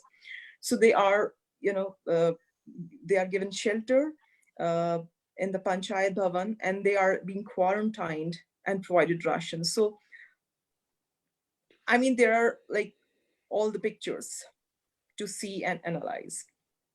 Thank you. Sure. Should I just off my camera, or I don't know? Yeah, sure. If you want to, that's fine. Professor. No, it's okay. You keep there. Okay. Thank you. So I think I can read two questions on Kashmir in the Q&A box. There's one by Arzu, who's asking about the army brutality in Kashmir is common knowledge, but has the corona lockdown exacerbated the situation? I'll try to answer that, and I'll leave the other Kashmir question to TJ. So as TJ has just mentioned, all of these instances of killings that have taken place even in the recent past, what has happened is that the counterinsurgency campaign, the war in Kashmir, has continued. I had hoped at the beginning of this crisis that somehow this coronavirus crisis would give the state a little bit of a pause. To think about, in many places, some of the traditional conflicts have been put on a back burner to be probably picked up again. That's why I'm not hopeful for the future. I don't think politics is going to be changed in the aftermath of this. We'll probably see another phase of even more polarized world. But in Kashmir, what has taken place is the counterinsurgency campaign has continued. I've been reading reports coming from Central Kashmir district of Budgam, where a village was assaulted by the Indian forces, ransacking, dozens of homes, breaking their utensils, breaking their, furnitures and their windows, practically making people homeless in a situation like this. Now, there's no place to self-quarantine anymore. In Pulwama, where this rebel leader was shot a few days ago, at least a dozen houses were badly damaged, leaving dozens of families really without any shelter. Then there is this other, almost like a surreal reality that's unfolding along the line of control. This is the border between India and Pakistan in Kashmir, where the bombings of border villages across in what is called Azad Jammu and Kashmir, the one administered by Pakistan, the villages there have been almost flattened with bombs. I was just reading a newspaper report in New York Times today about how so many families have been pushed into bunkers where a number of women have been sexually abused.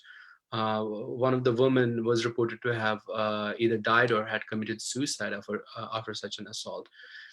So all of these instances kind of really point to how, in a time where we were hoping that somehow there would be some social distance, which would also provide some kind of distance for main actors involved in the conflict to take a pause. That has not happened.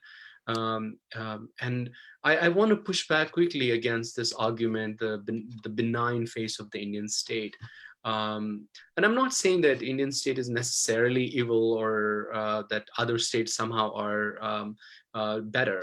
What I'm trying to say is that the state who sees the benign face of the state, who feels that benign face of the state, who gets rations dropped to their homes, is different from those who are at the rough end of the Indian state stick.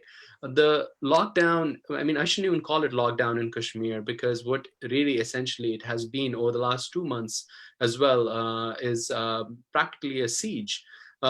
This so-called lockdown was enforced by the same mechanisms that the Indian state enforces curfews in Kashmir. People I was speaking to over phone, there were like saying that we can't step out because the SOG, which is the Special Operations Group of the police, was basically beating the hell out of people. There have been like reports of people being shot at with pellet guns even during this time. And injured people in Pulwama, they couldn't reach the hospitals because, I mean, there's this twin threat of, they're going to be booked and charged by the police there if they go to the hospital. And second, they might catch the coronavirus. So I think that, we need to take some of this, and also the question over the efficiency and the professionalism of the so-called civil servants in India. Yes, I mean, they may be felt, they're experienced differently in mainland India by middle class people, by upper caste communities, but they are experienced differently. Their role is experienced differently by the marginalized communities, including by Indian Muslims, including by the migrant laborers, poor migrant laborers, and of course by Kashmiris, because in Kashmir, they are always in the counterinsurgency mode. That's how they relate to the people. Thank you. Thank you so much, Professor Junaid. I don't know, TJ, do you want to piggyback off that and address the other question? Yeah, there's not too much I can go into detail on there. I think the whole idea of normalcy it doesn't really pertain to Kashmir, especially given how disruptive in the past few decades even have been. So the idea of kind of going back to virtual normalcy, there's been, there's constant internet and communications disruptions. So and even with, there's been a lot of jailing of journalists lately as well. So I'm not sure what exactly is meant by the idea of virtual normalcy, but I don't see any positive indications of that. All right, thanks. Amit or Bina, do you guys? Yeah, I'll just look into, the first question was asked by Tamanna Ashraf about Shramik trains being the initiative because of Congress. So one thing we have to understand, the whole idea, what I'm really finding interesting right now is what is going to be the post-pandemic India. Because to a large extent, the regionalism is becoming very strong. If you'll try to study how every state is trying to battle or to try to get over with the whole pandemic crisis, and especially how even the social structure is changing in every state. So when even the Shramik trains were initiated, as I already told in my presentation, it was started by Telangana. And right now, Telangana is ruled by a regional party. It is completely a regional identity of people, even though it has been previously said that it was a right-wing BJP supported government. But when we see the demographic structure of the legislative assembly of Telangana government, it is pretty homogeneous. It is quite inclusive of every community of that state. And they were the first one who demanded vehemently for a Shramik train. And they made it a point that all those, and they actually did a very good study that whom they are going to send. They actually send those vulnerable, highly vulnerable number of people who could have been not the person who may have get the rationing system and who were not even having proper papers. So they made an arrangement that these people should go back to Jharkhand, which is again an indigenous dominated state of India. So what we realize that now, because of the pandemic, every state is trying to make its own demographic identities clear. And it was not, of course, one thing we have to understand that to a large extent, Congress is no more a pan-Indian party anymore. Because there is no face, they don't have a national figure or a national respectable figure in their party anymore. So they are really in a grim crisis. And the worst part is that they are not even ready to accept the senior leadership from the regional parties to become the face of the Congress. And that is creating the diversification within the Indian political scenario.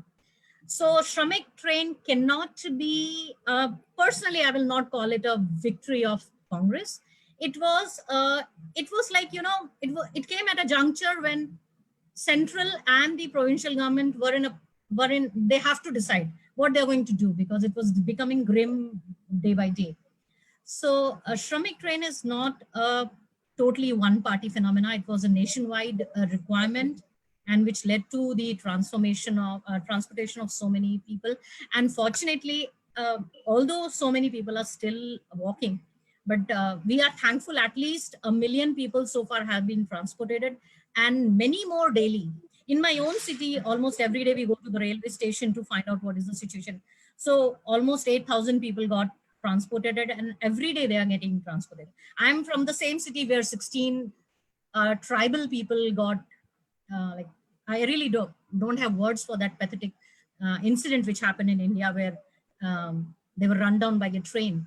So that also happened because, you know, there was little, as Aparna said, that there are variety, like there is a diversity of problem. Like we cannot, because, you know, the problem with South Asia is that we cannot see any part of South Asia in one prism.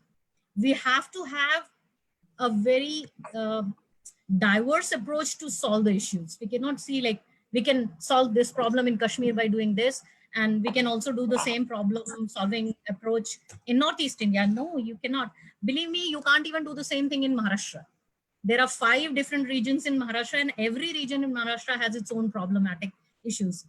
Of course, you know, the worst come scenario will happen to the marginalized people who are lacking paper, who don't have proper ration card. Even though like the finance minister of India yesterday, she told that we are going to have one ration card, one nation, one ration card, so that they can have the facility for food. So public distribution system and food distribution system can facilitate food to every person. Even though around my area itself, we have more than 25 ration shops, and we have also the direct debit to the account service providers. More than like 15 to 20 service providers are within my area, within 5 kilometers of my zone. But you know, we have huge, humongous population. Can you believe, like 1 billion population? It's huge. And the worst part right now is like there is lack of huge amount of grassroots workers. People are so much into white collar jobs, and people are so much into urban. So like my own students, they are not ready to be grassroots workers. We cannot forget that Indian nationalist movement happened because there were the whole army of grassroots workers. And irrespective of being in Afghanistan, Pakistan, Bangladesh, or India, all these 7 different parts of like different nations of South Asia survived different kind of complexities because there were so many grassroots workers we had.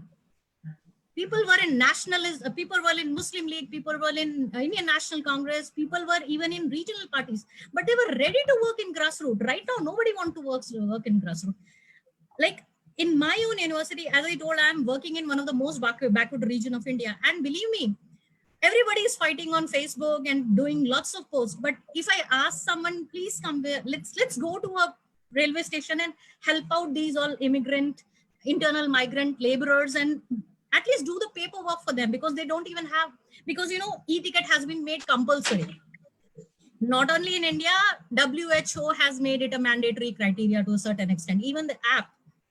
But the problem is people don't have mobile phones. Like, even though you're talking about, because to a large extent, COVID is about making the world digital. We are being unnecessarily, or maybe like necessarily, or I really don't know. We are doing this Zoom talk. I don't know, like, because it is a pressure, because, you know, you want, because a climate change lobby wants the whole world to become digital. At least 50% of the world should become digital. But you are not understanding that there is a whole lot of population which doesn't even have access to digital facilities. And you're not even, your grassroots laborer is not, like grassroots worker, laborer is already defunct. One important thing we have to understand, for example, like we are talking about labor law, but you know how badly labor law is getting compromised in entire South Asia. We can count on our fingers that how many companies are giving judicious labor facilities, EPF, and wage security to their, it's all on paper. We have lots of paper tigers in South Asia, you know, and nobody, each of us, none of our nations, neither Nepal, Pakistan, India, Bangladesh, can finger out each other that I am doing better. We are very good in creating paper tigers.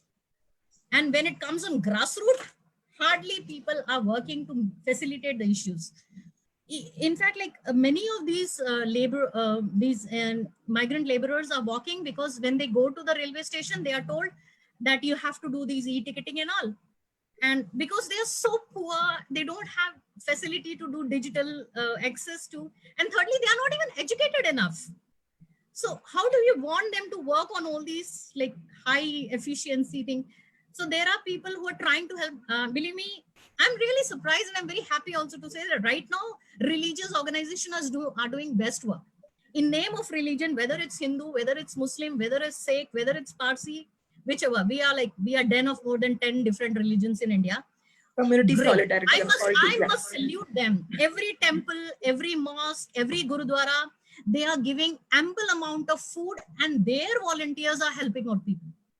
So this is amazing. Like, somewhere the whole, this was actually our strength when we, in the colonial era. Diversity of religion was a strength till the whole Hindu-Muslim schism began in India in 1900 onwards. So somewhere like, because we always knew how to coexist within our religion. Somehow now we are becoming so bigoted, and especially the whole elite and the upper middle class and middle class has become very bigoted in various approaches. Poor people are not that bigoted when it comes on the concept of religion. A Hindu is ready to go and eat in. So this is happening. And of course, because there is lack of genuine ethical grassroots workers and ethical government and NGO agencies, the worst come scenario is going to happen with gender and human trafficking. I'm very scared of it because, there are really young kids and young women between 30, because, majority of the in-migrant laborers are between 15 to 40. The age group, if you'll study the gender and the age group, if you'll study about of these in-migrant and circular migrants, they all are below 50 or 40.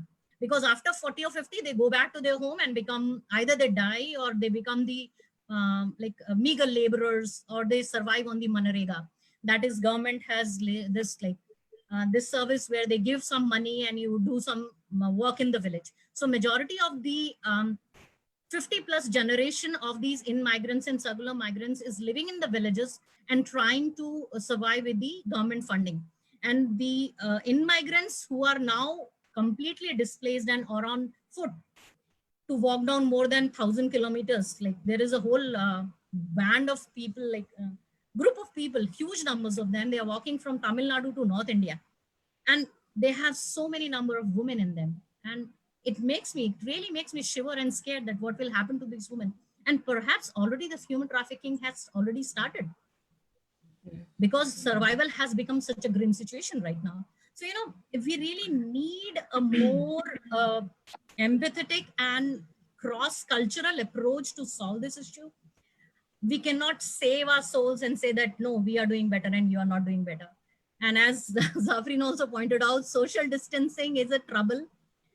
Because irrespective of what religion you all are very we all are very festive. And even though government has given so many commands that you are not going to do this, so we have Jamaat in mosque, and we had really festive moods even in this grim situation. People went for fairs in temples, and people even went for gurudwaras and had their own congregation. So it's funny, but it's a tough situation right now in India. Well, thank you, Bina. I hope I have answered whatever. Can I just? Sure, yeah, Aparna, and then Amit, yeah. True. I mean, we can. I mean, I know that I can ask this later, but this question to my colleagues. But I was just kind of wanting to ask about this question. There's so much of data to share. So what about this Campa fund? Because I was really very. It looks interesting. They have, like, the government has just said that they are going to give some 6,000 crores Campa funds for, especially for tribal areas. So when I, tribal and Adivasi, so when I just look at, the return migration happening to Jharkhand, especially Orissa, Chhattisgarh. So if you can't, maybe we can be in communication, and, I'd like to know in details. And the second thing is the first time I think they have, like, talked about street vendors. My God, they have seldom appeared in any, specifically, the term never appeared in any government policy. They were, like, referred by the different names, although. So this time, at least, some very appearing, fascinating, like at least in like, in words, they appear to be very fascinating policies. So I'd like to know more about how they are how they are being implemented. Because like it's still going to be a long journey. Right now, if we can even exaggerate the data, hardly 50 lakh. Like 50 lakh means like 50 million. No, I'm talking about the camper family, like especially for yeah, the I'm talking Adivasi. about the same thing. Like we cannot assess their success rates or whatever their success rates or whatever the statistics we are going to have. We cannot have assess them right away because it will take another one. Because by the time all these population will reach back home in UP, Bihar, and different parts of from where they originate, and that will require a further study because Manrega had been, it's something very equivalent to Manrega. Manrega is like Mahatma Gandhi National Scheme for Rural Development, where everybody gets some, it's something like what Roosevelt started in 1933 during the whole economic depression in America. So, it all goes back to the 1860s colonial regime of Britishers in India. Now the government started this for the urban poor also, I guess. Yeah, they all started the concept. In fact, like it had been always there in India, if you go back to the history in ancient and medieval times also, kings used to give free funding and relaxations in the revenue collection whenever there was a big pandemic or a crisis or disaster. So this is going to be a big fixation kind of a thing, and it's very interesting because it has not. No, if it is reaches through DBT, then I don't think. I mean, do you think that are you apprehensive that it is not? Let her have the opinion too, because surely, Aparna, we can discuss about it. We can do a study on that. Yeah. Of course, I'm really interested. Yes. Okay, sure. Yeah, please. Let's have something to say. There are lots of questions and very interesting comments made by my colleagues. So one of the questions I was thinking about was how will the politics change? Question asked by Abhishek.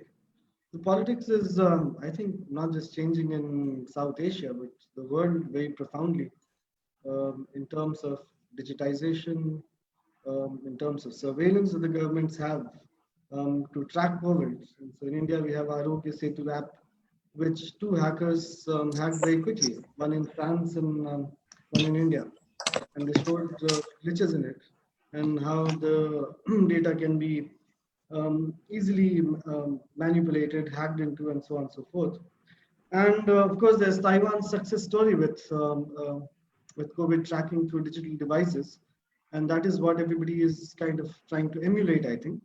But we know clearly that this is not an interim measure. Once the states get the power of surveillance over people, there's no rollback on that. And so that's the matter of concern, definitely, not just in South Asia, but globally, that more and more digitization, more and more tracking. So right now you need a GPS and Bluetooth enabled app, which gives you access to your exact location, who you're meeting, and so that kind of personal data the governments would have. And here, all people are supposed to, who are working in offices, are supposed to have that app on. So that's one thing that's of concern to the whole world, I think. Generally, the war metaphor is also being used across the world. Trump has used it, and our prime minister has used it. We showered petals over hospitals, and that very day the curve was on a real rise. So how ironic and how unfortunate the families who would be bereaving that day. So the war metaphor is there, and in a war we know everybody loses. There are no winners in war, but everybody declares a victory, and so there will be declarations of victory, and we have seen there all kinds of declarations of victory. And at every stage of lockdown, we've had exercises like lighting candles or clapping and so on. So am I allowed to just ask one question, Amit? Amit, sure. Right? Yeah. So Amit, I mean, at least for this crisis period, I mean, what alternative measures would you be suggesting, if not surveillance and if not tracing that? I mean, we should have something, in hand. Because, for example, if state doesn't, do the surveillance, I know that even if in that case scenario, also our quote unquote privacy, we are not that's not secured, right? So, Google takes your data. Even Zoom is not protected. Zoom takes your data. So how do we counter that? I mean, because, every time I think this argument through the lens of biopolitics and governmentality doesn't help, I get the question. I get the question. Yeah. So, for as example, you have read, and actually, again, Google just has, a little bit of explanation that, okay, you did not tell us, and you did not, check this person. That's why we are having this, this much of a spread. That is also there, So, for example, the inability, you don't have devices. You don't have devices to check. So these kind of questions are also very pragmatic questions. So unless and until we will also keep those questions in mind, we will not be able to do justice, Yeah. I understand the question. We'll be just, giving the sweeping remarks and, using jargons and No. I get the question very lucidly. And this is something that is of concern to all of us. And if we look at how the politics is played out, that the highest rate right now is in Gujarat and Maharashtra. But what was highlighted was something else, as we all know. What was highlighted was an incident in Delhi. And thereafter... Now it is not highlighted. Well, I think like for that part, I think there were phases. I'm sorry to interrupt, but I think there were phases. There was a Kanika Kapoor incident, and then the Punjab mein that Sangat incident also. So I think there were times. So these things have to do with the kind of sensationalization of the way sensationalization of media has happened, and that is something the way media has been. It has been when you make the media think of consumership and viewership 24/7, it's a different dynamic. So I think they were like news for consumption and sensationalized use. There was Kanika Kapoor, because there was Bollywood, and then there was the Sangat in Punjab, and then there was Tabligis, and there's something else now, the migrants. So yeah, exactly. So we see that vulnerable communities are the ones who are blamed. Nobody blamed the NRIs coming back from Italy or Britain. Nobody did. Exactly. But Marcus became a big issue, and even and the media structures are tied to the power structures. They're not independent of each other.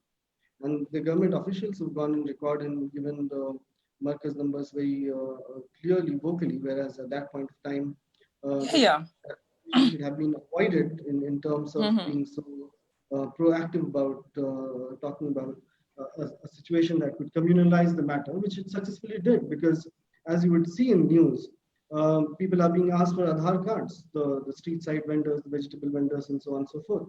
Now, Aadhaar is also a sort of a surveillance system, and we see that it's not just being used by the state, it's being used by private citizens against private citizens.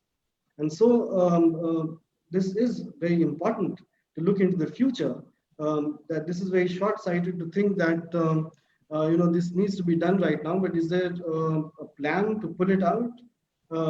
Is any government across the world, not just talking about India, whoever is wanting to put in these kinds of surveillance systems in place, do they have a plan? Are they saying that after 6 months, we will pull this off?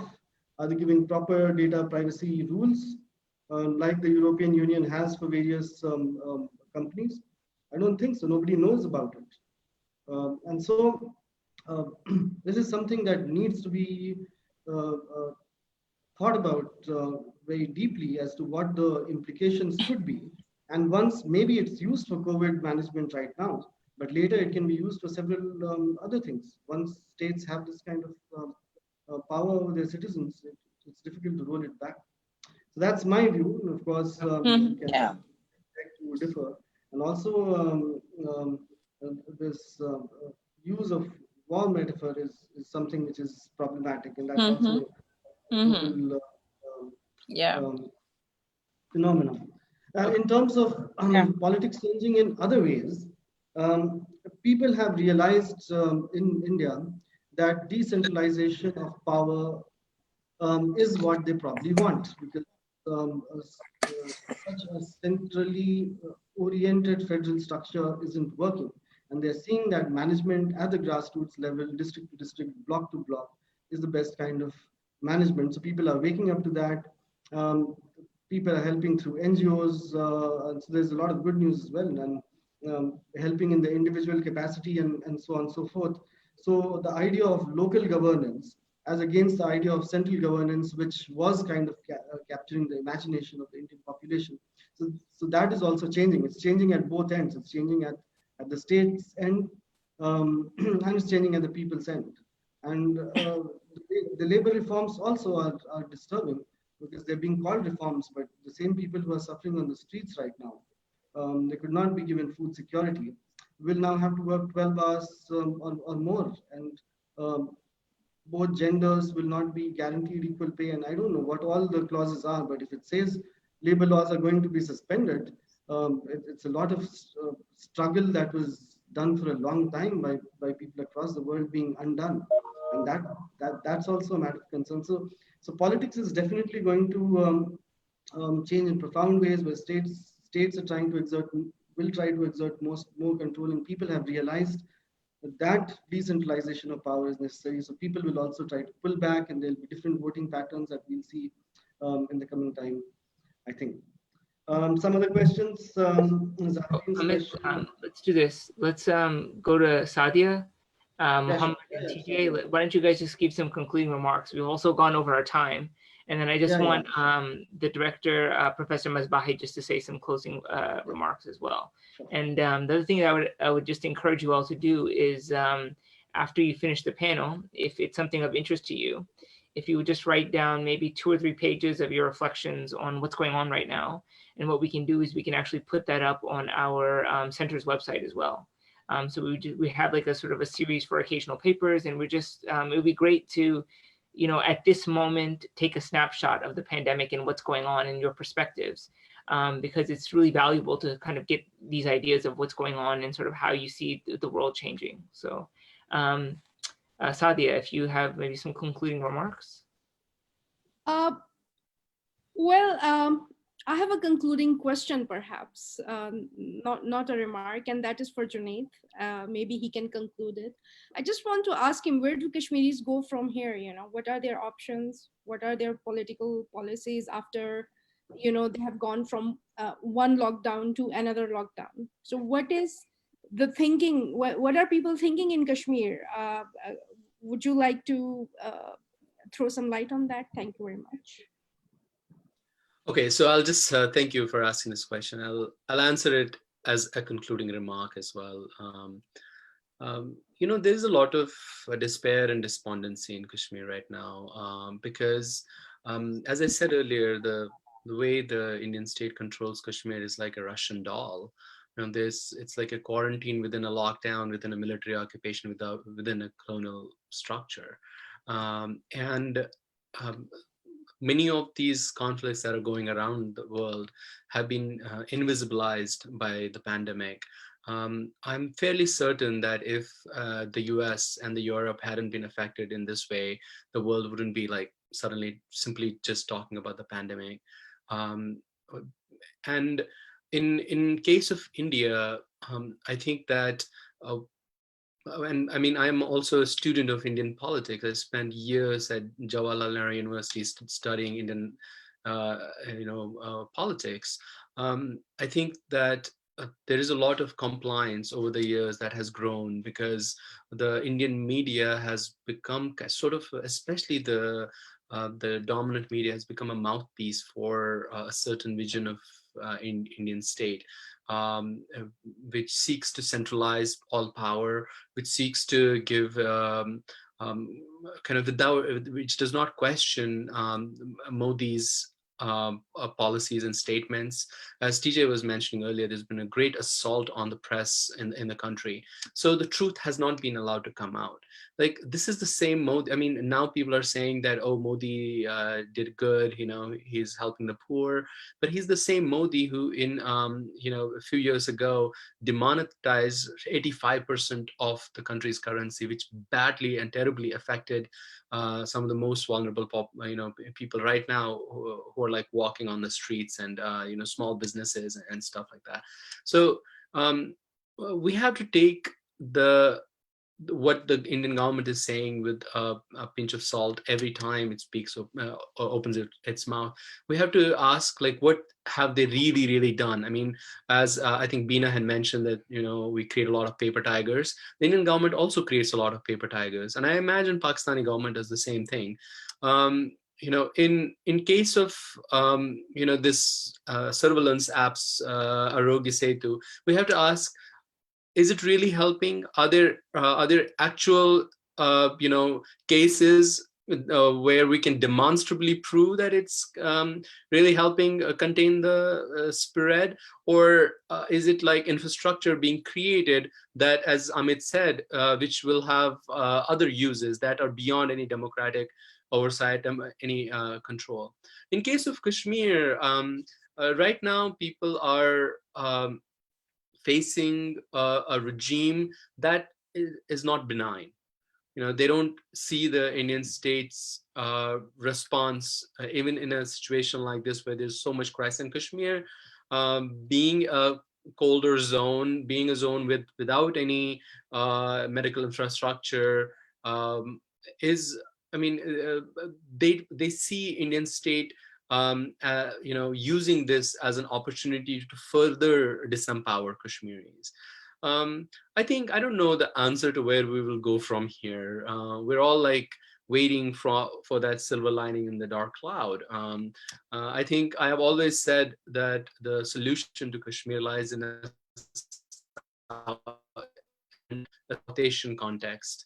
We cannot imagine a Kashmir that is free while the structures of power in India, Pakistan, and elsewhere remain the same. I think that the mentality within the Indian middle class primarily needs to change. The mentality among the ruling classes in India and Pakistan needs to change. Because, a situation, a crisis like this, which Arundhati Roy recently said that COVID-19 is like an X-ray, which is like showing the fault lines in the society. I think this could be an opportunity too, if there weren't too many interests involved, where people realize that for a future that prevents not only the damage from pandemics, climate change, and economic devastation, we need cooperation. We need to like talk to each other. We need to share resources, because South Asia is very crowded. It has few resources and a lot of people. And war is not the solution. Building up militaries is not the solution. And I think that's where the solution to Kashmir lies as well. And Kashmiris, just like myself, are hoping that at some point, better senses will prevail. Thank you very much. The last word I'll go for TJ before we turn it over to Professor Misbahi. Yeah, I'll just echo a lot of the other things that are already being said. I think along the lines that Amit had laid out, there's a lot of danger in using the war metaphor, and that also, leads to the ways in which individuals operating as agents, not as official agents, but taking upon themselves the role of being agents in combating the virus, and taking upon themselves the role of this nationalist hero aimed to combat the virus by carrying out these pogroms and lynchings on, marginalized peoples or demonized populations.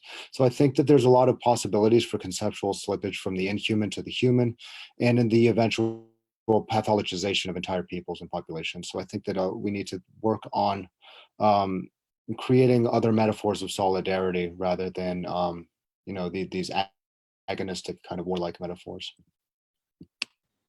Excellent. Thank you, TJ. I really appreciate that. And if Professor Misbahi, if you're there. How do I get in? Okay, you should be in now. Okay. I even don't know if I have a good camera here. Yeah, I don't think that they can give you to camera. But so Professor Misbahi is the director of the Jaffer Center for Muslim World Studies, who helped to, who sort of came up with the idea and sort of organized the whole project. And so this was sort of, this is one of the things that he wants to do. South Asia was one of them. Then I think he wants to do one on the Middle East and sort of take perspectives on what's happening from COVID-19 to the larger university population here in the United States. So I will let you then, if you have a few words before we end. Do I have, can I hear myself or do I have a picture? We can all hear you. Oh. Yeah. How do I, can you see me or no? No, I don't know. For some reason, I'm not able to turn on the video for you. But you can talk. We can all hear you. Oh, wait, hold on, wait. I think I have an idea. Okay, hold on, wait. All right. And now can you put your, can you turn your video on now? Yeah, I did. Okay. Yeah, perfect. Okay. Thank you very much and welcome to all of you, and a wonderful program. I have to thank Iqbal.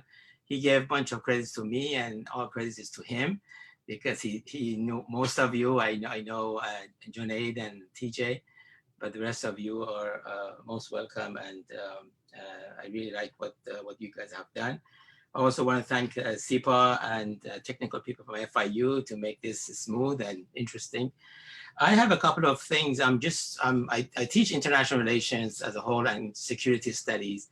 So my take and coming to this subject is a somewhat different.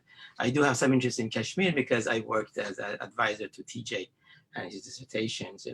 I think there are several elements that you may consider. I think one of them is much particular to your discussions.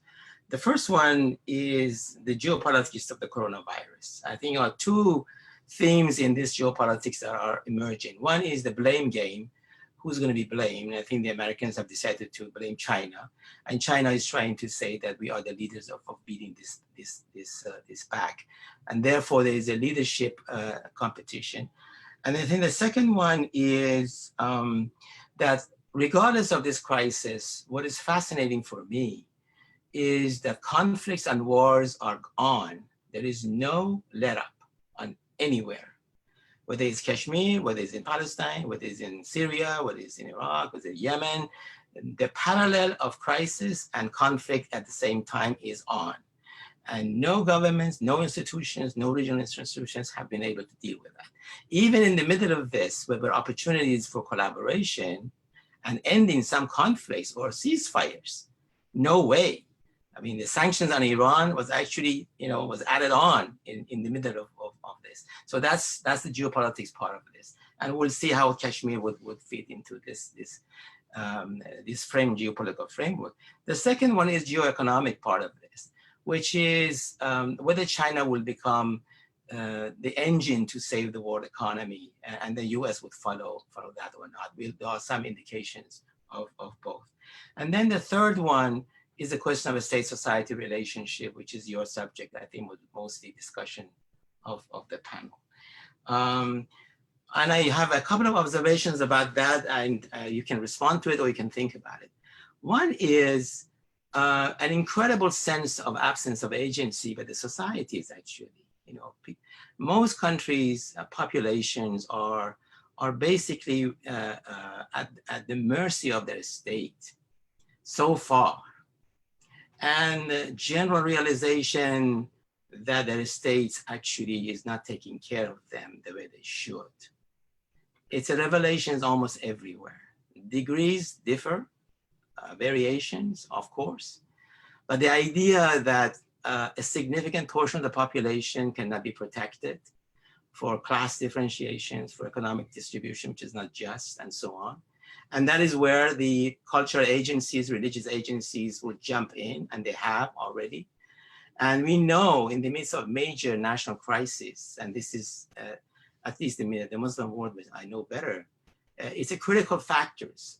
If you look at Egypt, for example, immediately after the earthquake, it was the Muslim Brotherhood which came out of the nowhere and took over the societal responses to earthquake in Egypt, which led eventually to rehabilitation of the Muslim Brotherhood and led to the 2011 Arab Spring in follow-up processes. So I think I'm interested to see what you guys think about eventually how these considerations of the ineptitude of states or a state being discriminatory towards society in responding to crisis is a global phenomenon, and depending on the countries and regions even within the countries, you get a different sense of belonging or lack of belonging to the state. And I think that's I can observe almost across the board, even in the United States, even in modern Western countries. The poor people, the marginalized, are being affected disproportionately everywhere, including the modern Western societies and so on. And that could have implications for mobilization in the future if there is a mobilization out of this, this crisis. I think the other one is that if mobilization happens as a result of this, it is going to happen in the midst of a very dangerous condition, and that is the domination of identity politics everywhere. So it's not a mobilization against the regime or against the governments or bad leaders, because most places, leaders have co-opted a portion or part of the society into identity politics. So they speak on behalf of a large number of people. And therefore, the possibility of major clashes everywhere, which is not going to be similar to 50s and 60s and 70s and 80s, which you target the government, the inefficiency of the government. The government is already hiding behind identity, whether it's right wing or left wing or Hindu or Muslim or Shia or Sunni or whatever, And it doesn't matter whether you're modern or non-modern. The same story. Look at the United States. Look how people are reacting to even opening up societies. It's all political. It's all normative, and it's all driven by identity politics. I mean, a significant portion of the United States population think this is a fake news. It's not an aberration. Or they come to the streets with no mask, deliberately to say this is just all made up to undermine the president, and vice versa. And I think, therefore, there is, some of you mentioned the questions of we need more activism, more mobilization, hopeful cooperations. That's definitely true. But it's also going to happen in the midst of how leaders are not actually leaders of countries anymore. And this has been my point for years now. Leaders are leaders of groups and classes and interests. Groups and identities. And that is why leaders have become small. They are not big anymore. They are not national leaders anymore. Almost everywhere, I would say. And therefore, the possibility of fragmentation over mobilization is very serious. And the possibility of civil wars. And if you pay attention to the Indian case, for me, is fascinating because the enormity and the power of the Indian state to control such a large population is unbelievable. It's just unheard of. I mean, look at China too, but China is much more, I would say, hands off. India, both in terms of clamping down on information coming out of the country, but also the submissiveness of the society of such a large population. It's amazing. And if such a powerful state is driven by identity politics, all sorts of unthinkable things could happen, actually. Massive transformation of people, which is unthinkable, it could happen. It reminds me a little bit, I know Soviet Union pretty well. Large number of people were moved from this region to that region under Stalin, which when you read in the books, it sounds like magical, it sounds like, a fiction. Like, how do you move 5-10 million people? They did. And millions of people died because the government was in control of both ideology, institutions, and military power. And there are examples of that. I wonder whether India is an example of that you have a powerful state now with a powerful military in the hands of a large number of population who is submissive to whatever the government does. And you have a large number of marginalized people economically and marginalized people now increasingly religiously and ethnically. And of course, Kashmir is in the bottom ladder of that whole thing, you know. So those are my comments. It's just, you know, some of them are controversial, obviously, but these are my general observations, which I'm going to use for my class in the fall when I teach security studies. All right. Thank you so much, Professor Misbahi. I really appreciate you kind of wrapping it up for us. And I wanted to thank the panelists as well. So Tj, Mohamed, Sadia, Bina, Amit, and Aparna, who are joining us from South Asia and other parts of the United States. I think this was a great, hopefully the beginning of many discussions together that we can have on different topics as, you know, things evolve in South Asia. Hopefully this will continue as a series that we can connect as scholars of South Asia and perhaps even bring in more scholars and perspectives. It was really wonderful that you all took the time to talk to us. And we will keep a copy of the recording if you guys are interested. And then if you're interested in just writing your thoughts about what's happening, maybe summarize your paper, send it to us. We're happy to provide it to people who attended or anybody that's interested in sort of reading about your understanding of what's happening. Sometimes it's very difficult for us as we're in the middle of great crises to really get a perspective as to what's going on. So it's really wonderful that you're able to write and think about that. And even just Sadia's pictures are wonderful. I mean, just keep taking more pictures and snapshots of what's happening in the world and how it's changing so quickly.